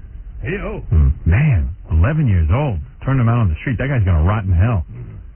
Now, there's, A 17-year-old who had worked for Stewart for 7 months told police he beat her with a rope for taking too long with a client. Now, this guy might need a sexual harassment class. All right? He might need a sensitivity training class on top of that to boot. Send him with Einziger. That's what, Yeah. The police say that all the girls were in fear of him. He was brought down when a mother of one of the girls saw her daughter walking the streets and ran to the police and told. So that's how they caught up with the Q. I saw a neat little item in the news that they're holding an auction today for all. Did you see this? For what? For stuff they found on the subway. Like, whenever somebody leaves I don't know, a hat or a coat or a jacket or a hat. Umbrella. Did I say hat? Yeah, whatever. What do people leave on the 3 subway? bodies. They're going to auction all that stuff off today. Really? Yeah. And you are anxious to go down there and... Yeah, well, I might get some good bargains. You want to have somebody lift on the subway. Yeah. Just thought I'd mention that as a public service. Well, I'm glad you're so excited about Not that. me, but some people might not have, the means to buy some of these His things. underwear's almost new. I saw this story yesterday and I thought it was odd. A Manhattan teenager faces assault and gun charges. Right. After accidentally shooting 2 younger brothers. Yesterday I saw the story that said that these 2 little kids had been shot, had gunshot wounds, and their 19-year-old brother was in the apartment at the time. And I said, well, that's pretty odd. Well, it turns out that the 19-year-old is now being charged. Rayshawn Brewington was holding a pistol early yesterday morning when it went off, striking his 9-year-old brother Aaron in the shoulder. Aaron had surgery for his shoulder wound and is in stable condition. The slug then hit his 5-year-old brother Lonnie in the head, and he's in critical condition in Harlem Hospital. Yeah, I don't think he's going to make it, they're saying. Hey, this just in from the Mass Transit Association, a urine-soaked raincoat, 2 for $85. I'll take them both. Found on the subway. If you can get the urine smell out of it, that would be a nice little buy. Leave it in, it's still a nice coat. Timothy McVeigh, the man who no one will steal it. The first one to be convicted in the Oklahoma City bombing, says he wants a new lawyer. Oh, he does. He tells the Buffalo News that his lead attorney lied to him about leaving the case once the trial was over. He was interviewed over the phone last night from his Colorado prison cell, and he tells the newspaper that the attorney refuses to relinquish the case. The attorney, meanwhile, who led the team of 14 court-appointed attorneys to defend McVeigh, says it's his obligation to represent McVeigh at least through the first appeal process. Gee, feel so bad for that guy. Timothy McVeigh, rotten hell. He was convicted in June of the April 1995 bombing that killed 168 people. He's been sentenced to death. I guess I'd want a new lawyer, too. He didn't really come out of that too good. McVeigh says Jones screwed up badly, but he adds he's not bitter. He says he only wants him off of the appeal. Yank his nuts off with a pair of pliers. Hey, yo. A Hartford martial arts instructor is denying sexual abuse allegations involving a young female student. See? David Negron says... Negron. Yes. N-I-G-R-O? Negron. Negron. Negron. Is he black or white? That looks Hispanic to me. Negron. That's a Negro. Negron. He was arraigned yesterday on sexual assault charges based on the complaints of two female students aged 11 and 12. He owns and runs the School of Self-Defense where he teaches adults and children. He was a deputy sheriff in Hartford until about 2 years ago. According to the affidavit filed against him, he allegedly abused one student for several months, telling her she would never receive a red or a black belt unless she submitted to him. You ain't gonna get no black belt unless you submit. So there. She says, however, that the girl is upset with him and is just trying to get back at him because he kicked her out of his program. You're not gonna get no belt. I tell you that right now. You keep putting up a struggle, you're not gonna get no belt. And don't think about telling you more about this because you don't get the belt. That's it. Yes, no belt for you. A man who worked as a babysitter in a public housing complex where he lived has been charged with sexually abusing 3 young girls. How shocking. A male babysitter being charged with something? Police in the city of Troy are asking any parents who live in the Phelan Court apartments to talk to their kids about whether they had any contact with 33-year-old Dennis Durant. Oh, a 33-year-old male babysitter. There may be other victims. Durant allegedly forced some of the children to perform sex acts, and he also fondled girls. Gee, a guy 33, a male babysitter? It's a career decision. You know, you only hear about the bad ones. You mean there are good 33-year-old male babysitters? Yeah. There must be. Yeah, they found one in Alaska. There's 1 to 2 good ones.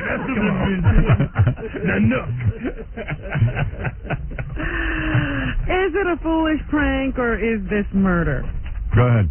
In Oswego, New York, Oswego County, the district attorney is arguing that 22-year-old Michael Manzi intentionally killed a Fort Drum soldier. Manzi has been charged with second-degree murder in the death of the 22-year-old man. He's accused of dropping a 38-pound cinder block from an overpass on Interstate 81. Murder. And killing the man last Labor Day. Murder. What's the question? Is that a prank or murder? That's murder. His defense lawyer says that Manzi's act was stupid but not calculated. Robin, I hold in my hand a book that says there are good 33-year-old male babysitters. Name of this book, if you want to pick it up, Ripley's Believe It or Not. It is available in bookstores. I have another question for you, oh great one. Go ahead. And by the way, please refer to me as oh great one from now on. I mean everybody. Okay, great one. Oh, by the way, in this book it also says there is a 4-headed cow. Was also a babysitter. Right. All right, here's your question. Go ahead. If a woman has sex with a masked man, go ahead. He thinks it's her fiance. Go ahead. But murder. Her sexual partner turns out to be an intruder. Right. Was she forced to have sex? No. Yes.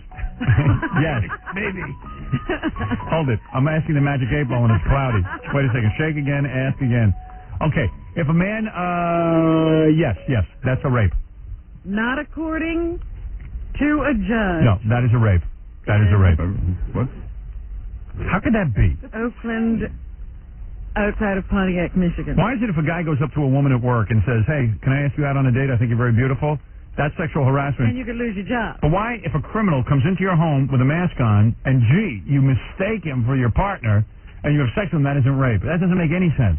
Yeah, what happened was this woman was sleeping on the couch or something. Her boyfriend was in the apartment when she fell asleep. Okay. Maybe they had like one of those sex lives where they sometimes played games with each other. Yeah, kind I can only dream of. This guy sees her, I guess, fall asleep. Yeah. Puts on a mask. Yeah. Comes into the house. When she wakes up, I guess he's in the midst of starting the sex act. Go ahead. She thinks it's her boyfriend. Right. So she goes along with it. Of course. And she doesn't realize that it wasn't her fiance. Because she had an orgasm. The act is over. Right. And she gets up and finds her boyfriend asleep in the bedroom. Okay, that's a rape. Plain and simple. Easy enough to decipher which is rape and which isn't. The answer to that question could mean the difference between a maximum of 2 years in prison or a maximum of 15 years in prison for Daniel Frederick Crippen, a 23-year-old man. He's been charged with third-degree criminal sexual conduct, which is a 15-year felony. But a judge in the case has reduced the charge to fourth-degree criminal sexual conduct, a 2-year high misdemeanor. Ask him if it was his daughter. Crippen's alleged victim testified at a March 5th preliminary examination that there was no force or coercion involved. This, of course, is coercion. Yes, because it's obvious she would not have agreed to have sex with this man if she had known he was not her fiancé. If it was the judge's daughter, it would be a rape. End of sentence. It was the judge's You know wife. how she found this guy? She knew it wasn't her boyfriend because he went to do it a second time. And she said, On the following night, police, she called the police. They staked out the apartment and caught a peeping Tom, who turned out to be the guy who's now under arrest. Peeing Tom. No, peeping. I'm talking about our general manager. Yeah. So this guy obviously was staking out the place. He was looking at the woman, saw her fall asleep, came into the apartment, raped her, because this is rape. Yeah. And then left. And the only reason he didn't have to struggle with her is because she thought it was someone he would ordinarily okay. That's it. Case closed. Got it. it. Doesn't see it that way. That's wrong. He's wrong. You are right. Right. Can you imagine this? Remember the group England Dan and John Ford Coley? Yeah. Yeah, I remember them. They sang that stupid song, I'm not talking about moving in. They wrote that? And I don't want to change your life. Get down, Robin. England Dan. Oh, shut up, Jackie. Leave the show, for Christ's sake. Great song. England Dan and John Ford Coley. Get with it. Wake up. Well, then Jackie will understand this story. It's one of the worst songs ever written, aside from Kung Fu Fighting. A guy named Bruce Setzler, who lives out on Long Island, has been arrested for moonlighting as John Ford Coley. Why? Who would know? Why? Setzler stumbled into his illegal career last winter when he convinced a doctor who has a band that he was half of the old duo, England Dan and John Ford Coley. What a cool scam. Who had that 1976 hit. This scam worked so well it led to 2 or 3 paying gigs. The real Coley, who lives in California, says he was tipped off to the imitator by a booking agent, but only called the DA after Setzler allegedly bounced some checks while posing as Coley. The fake Coley now faces an October court date and could face fines and jail time. Wow, if you pick somebody obscure like that, no one will ever catch you if you don't bounce any checks. He just went a little too far. I'm going to pretend I'm Jackie. You'll never get caught. I'm going to pretend I'm Jackie. And I'm going to pretend I'm Flo from the Turtles. Imagining you. I think about you day and night. It's only right. You sound like them. We'd never get caught. But we wouldn't get gigs either. They don't either. I guess they do. I don't know. I've seen them. They're good. Yeah, where's Richard Nader when you need him? There have been, we're always talking about dogs turning on their owners and other sort of pets. Well, there are a couple of snake incidents in the newspapers lately. Yeah. Snake ate somebody's dog. I saw that. Snake ate a chihuahua. I hate chihuahuas. Boa constrictor. Bad dog. There's a snake in my pants. It wants to eat something. You're a chihuahua. And it don't want a chihuahua. It wants a woman. Dog. Yeah. The woman was all upset because the dog was her best friend and she's an old woman. Yeah, it wrapped itself around the dog and killed it and then ate it in one big gulp. You want to know what, honey? Get over it. It's called natural selection. Well, the owner of the boa constrictor wants his snake back. Stupid dog froze. Did you read that? Yeah. Dog saw the snake, could have run away. It's a chihuahua. What do you expect? An idiot. The Los Angeles Animal Shelter where the 7-foot-long snake is being held says a man picked up a permit application for the snake yesterday, but the dog's owner says the man shouldn't get the snake back. Why not? Said she'd live in horror if it was returned. Why? The snake's not hungry. In a separate incident in Anaheim, California, a 10-year-old boy is recovering after being attacked by his 65-pound pet python. What are people doing with these snakes? The 12-foot-long snake tried to bite off the boy's thumb as he gave it water. Here is a portion of the 911 call as his mother talked to the dispatcher. Cool. How large is the python? It's about 12 foot. I'm trying to push. Don't let go. Hannah, talk to Mama.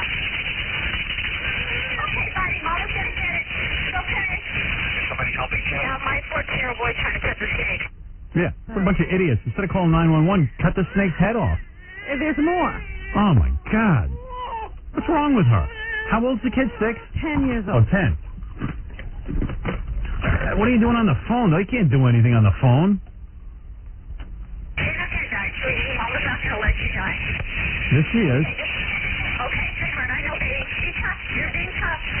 Be tough. Here comes the first company. Excuse me. You have a kid trying to remove it? Yeah, he's trying to stab the snake in the snake. This is a big snake. Cut his head off. Watch your brother's hand. Well, the firefighters had to get to the house to cut the snake's head off to free the boy. And what happened? He lost his thumb? The snake's body continued to grip the boy's bleeding arm until paramedics shook it off. So the kid's okay? Yeah. Bunch of dopes. Keeping a big snake around little kids like that. Telling the kid to be tough. Yeah, you hear that? Yeah. Be tough. No, why don't you be tough, Ma? You're the one who brought the snake into the house. Put the snake and the mother in the zoo. Where they belong. What a dummy. Well, we're sitting here talking about animals. I wish the snake would have eaten the kid. Oh, Teach that woman a lesson. Would have been great. So she could have that nightmare the rest of her life. that's good. Yeah. Who keeps a snake? What is it, a python? 65 That was a python. The pounds? other one was a boa constrictor. Dopes. You know what a boa constrictor does? It squeezes you to death. Why would you keep that around your house? So does a python. Yeah. What are you thinking? They don't squeeze you to death. They suffocate you. Well, that's the same thing. No, they wait till you exhale and then they. Right, they squeeze. Same thing, man. Suffocate and squeeze them is the same thing. He's just hungry. He's confused. Yeah. A little different Nobody's from fed him. food. Get him some food, will you? He might start squeezing us. All right. Ranch one. Ranch one. Here is Dorinda Ralliford, who is a New Jersey Division of Youth and Family Services trainer. She is now training new caseworkers to watch for signs of pet abuse. That is an indicator that something is wrong. The children have not been taught respect for life. The parent themselves may not have the control that is required. So she says if you see pet abuse, it may be a precursor to child abuse. No. So that's what she is now alerting caseworkers to look for. If you see something untoward going on with the pet, suspect that there's something else going on with the family as well. So we've got all kinds of pet news today. Yeah. Pets can kill you. Pets can also be an indicator that something is wrong with a family. Good. When Johnny, that's Johnny. It wasn't Gianni. You're right. Johnny. No, you're right, Johnny. Versace It's was over, rushed Johnny. to a Florida hospital. We were talking earlier about that drugstore chain where they have a central computer and you can just tap into it and find out everything you want about people who are getting their prescriptions filled. Right. Well, when he was rushed to a Florida hospital last month after being fatally shot, he touched off a rush by hospital workers to their computer terminals. Now at least 10 workers at Jackson Memorial Hospital could lose their jobs. Typically, only those directly involved in a case can check a patient's file. However, in the case of Versace, a hospital spokeswoman says a gamut of employees took a peek at his preliminary medical records. The hospital knows who did because it put a tracer on the files early on. That's standard procedure for high-profile patients. And now those who looked have gotten a memo demanding an explanation, and the hospital says disciplinary action is pending. Cool. So your privacy is violated all the time. Yeah. There is no more privacy. Yeah. We knew you had a diaphragm from the guy who called up who works at the drugstore. And just imagine you have some, like you get a gerbil. That'll be out on the internet in a week. So you can't do any of that stuff anymore and go to a hospital. No. Damn. To really behave, everyone's big brother. I I guess so. Mm-hmm. The full autopsy report on the death of John Benet Ramsey is due to be released in Boulder, Colorado this morning. It's not expected to provide much new information, but could present headaches for investigators still hoping to close the case. They tried to keep that information out of the press because they still hope to make an arrest someday. Yeah. Don't hold your breath. I say we'll be living on Mars by the time they do that.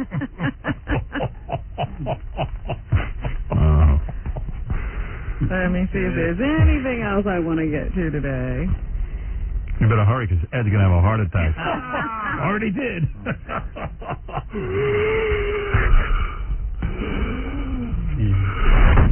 Oh, dear.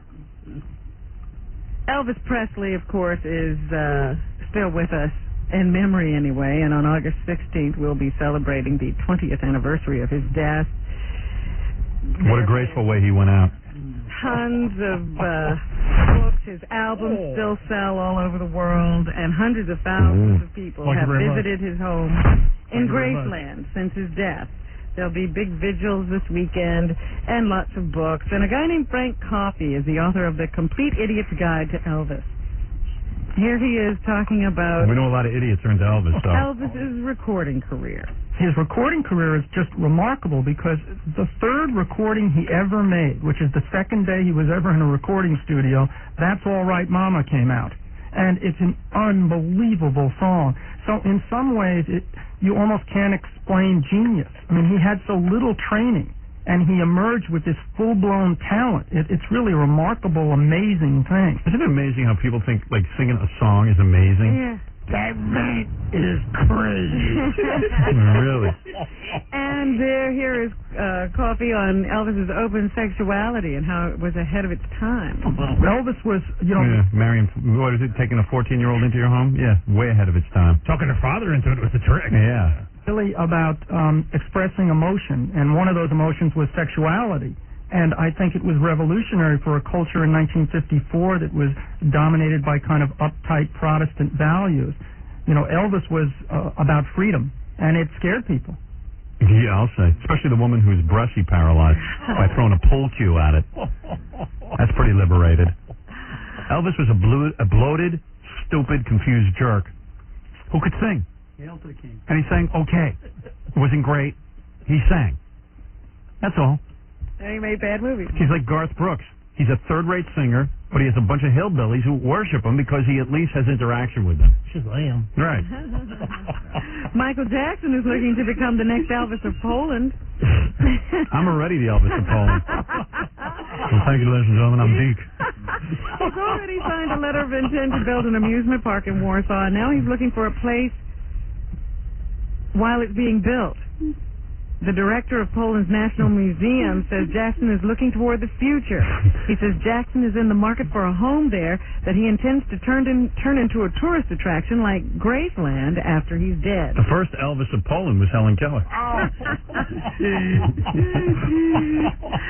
They thought she was a genius. Yesterday you said something about Dodi Fayed and his finances. Yes. Well, they say today that there has been somebody running around claiming to be him. Who runs up tabs and doesn't pay his bills. That Dodi Fayed is not a man who welches on his bills. I'm Dodi Fayed. I'll take 100 lobsters, please. Charge it to Fayed. Charge it to me, Fayed. My Visa card. Jenny Wood. But they also say that the London tabloid The Mirror will be has reported that he dumped Daryl Hannah for Princess Di. Man's world. 3 days after he escorted Hannah to some gig, he was dallying with Di on the Mediterranean. Thank you. I agree with you 100%. Guy's got a lucky penis. Must be in great shape. There's a big golf tournament this weekend, and everybody's expecting Tiger Woods to do very well. Didn't he do bad? I watched a Tiger Woods golf tournament the other day, last weekend. Really? And I think he was like last place. Am I crazy? Did anybody else see that? Didn't do good. No. Right? Mm-hmm. I have not been keeping track since he doesn't win everything. I have lost interest for the most part, but they say this one should be his. They say he's set to win his second major with the PGA Championship that is coming up this weekend. Here's Tiger. Oh, is he winning that much or what? No. He said it was stress, oh great one. Any guy who's driving the ball well has a good chance. Anybody. Because this is the type of golf course here, if you're driving it long and straight, it's really not that hard. But if you start spraying it, then you're in a world of hurt. You know, he's not black. That's what he says. Says he's not black. Realistically, he's now saying it's almost impossible to win all four of the really big golf tournaments. He's very happy to have won the Masters, and I think he'll do very well in this one. What would you call a black kid being followed by 100 white supremacists? I give up, oh great one. The PGA Tour.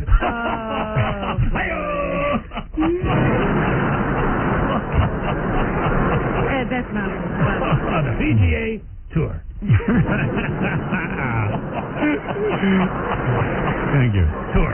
And finally this morning, Carl Everett and his wife Linda, who are the focus of a child abuse investigation, he's the Mets player whose children were taken by welfare officials last week. An investigation of the case has been going on, but they do not expect Queens prosecutors to file any criminal charges against that family. The city child welfare officials placed Everett's 5-year-old daughter, Shauna, and his 4-year-old son, Carl, in foster care last week after bruises were discovered on the girl by an attendant at a Shea Stadium play area.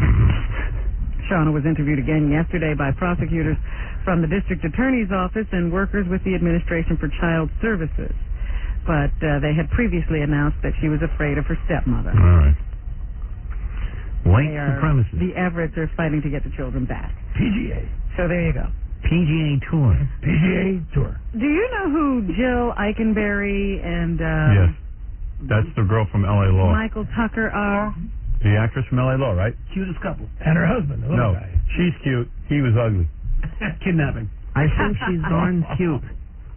Well, then you know who they are. Right. They're in the paper, or somebody's talking about them in the paper today. In Neil Travis's column, apparently they go to spiritualist Deepak Chopra's place out in California. Yeah. And they do seminars where they talk about how tantric yoga has saved their marriage. Yeah, something must get her hot. Eikenberry explains that they have found her sacred spot. And that orgasm is now not an event, but an ongoing state of being. So there. I'll tell you one thing, if he grew 6 inches, it wouldn't hurt. I don't care what They spot. wouldn't have had marital problems. Right. But they found her sacred spot. Right. Denver. So that's what's happening. His wallet. Go look for your sacred spot. Okay, there you go, Robin. Thank you. Let's just remind everybody that there's a lot going on. Want to thank Mr. Ed McMahon. Thanks for bringing Al Rosenberg with you. You're welcome, oh great one. What was supposed to be one segment has turned into many. Try to get me out of here, I dare you. All right. And by the way, Ed will be home sitting by the phone later if anyone needs him. Sitting by your phone. Jackie Penthouse Joke Page Martling has 2 disgusting and funny CDs, The Joke Man and Sergeant Pecker. Only $12 plus $4 shipping and handling. Also on cassette, buy 2, get 1 free. Call 1-800-323-KING.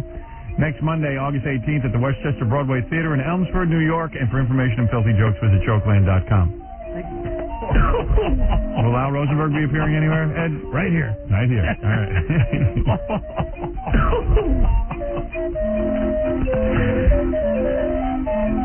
Steve the Gorilla will be a host on the Jose Cuervo pirate ship. Host to what, a tick? At Patty McGee's on Saturday, August 16th from 10 to 12 at Island Park. The world's angriest intern will also be hosting the Jose Cuervo pirate ship at Coco's in Huntington on Monday the 18th from 10 to 12. And 718-BEG-5040 for Scott the Engineer. He has a special phone number set up for you so you can hire him to be your disco DJ at your wedding or party. You love doing this, don't you, Chief? Yeah. Tell him into it, can't you? This is Jackie's favorite part of the show. Oh, it is not. Hog time. Where's Jackie going to be again, oh great one? Yeah. Fred will be home stewing. Tomatoes. That's my favorite. That's my favorite. Okay, and we'll see you tomorrow. We get so much. And thanks to the woman who wrote the book, How to Dump Your Wife. That's the name of it. Yeah, Lee Covington. She did a great job. You want a number again? You got it? 1-800. Yeah. 444. Where is it? 5424. Well, make sure. 2524. All right, give it again. 1-800-444-2524. There you go. There's the right number. Okay, and we'll blah, blah, blah. You're listening to the Howard Stern Show on the SVPRN, the Stolen Vehicle Police Recovery Network.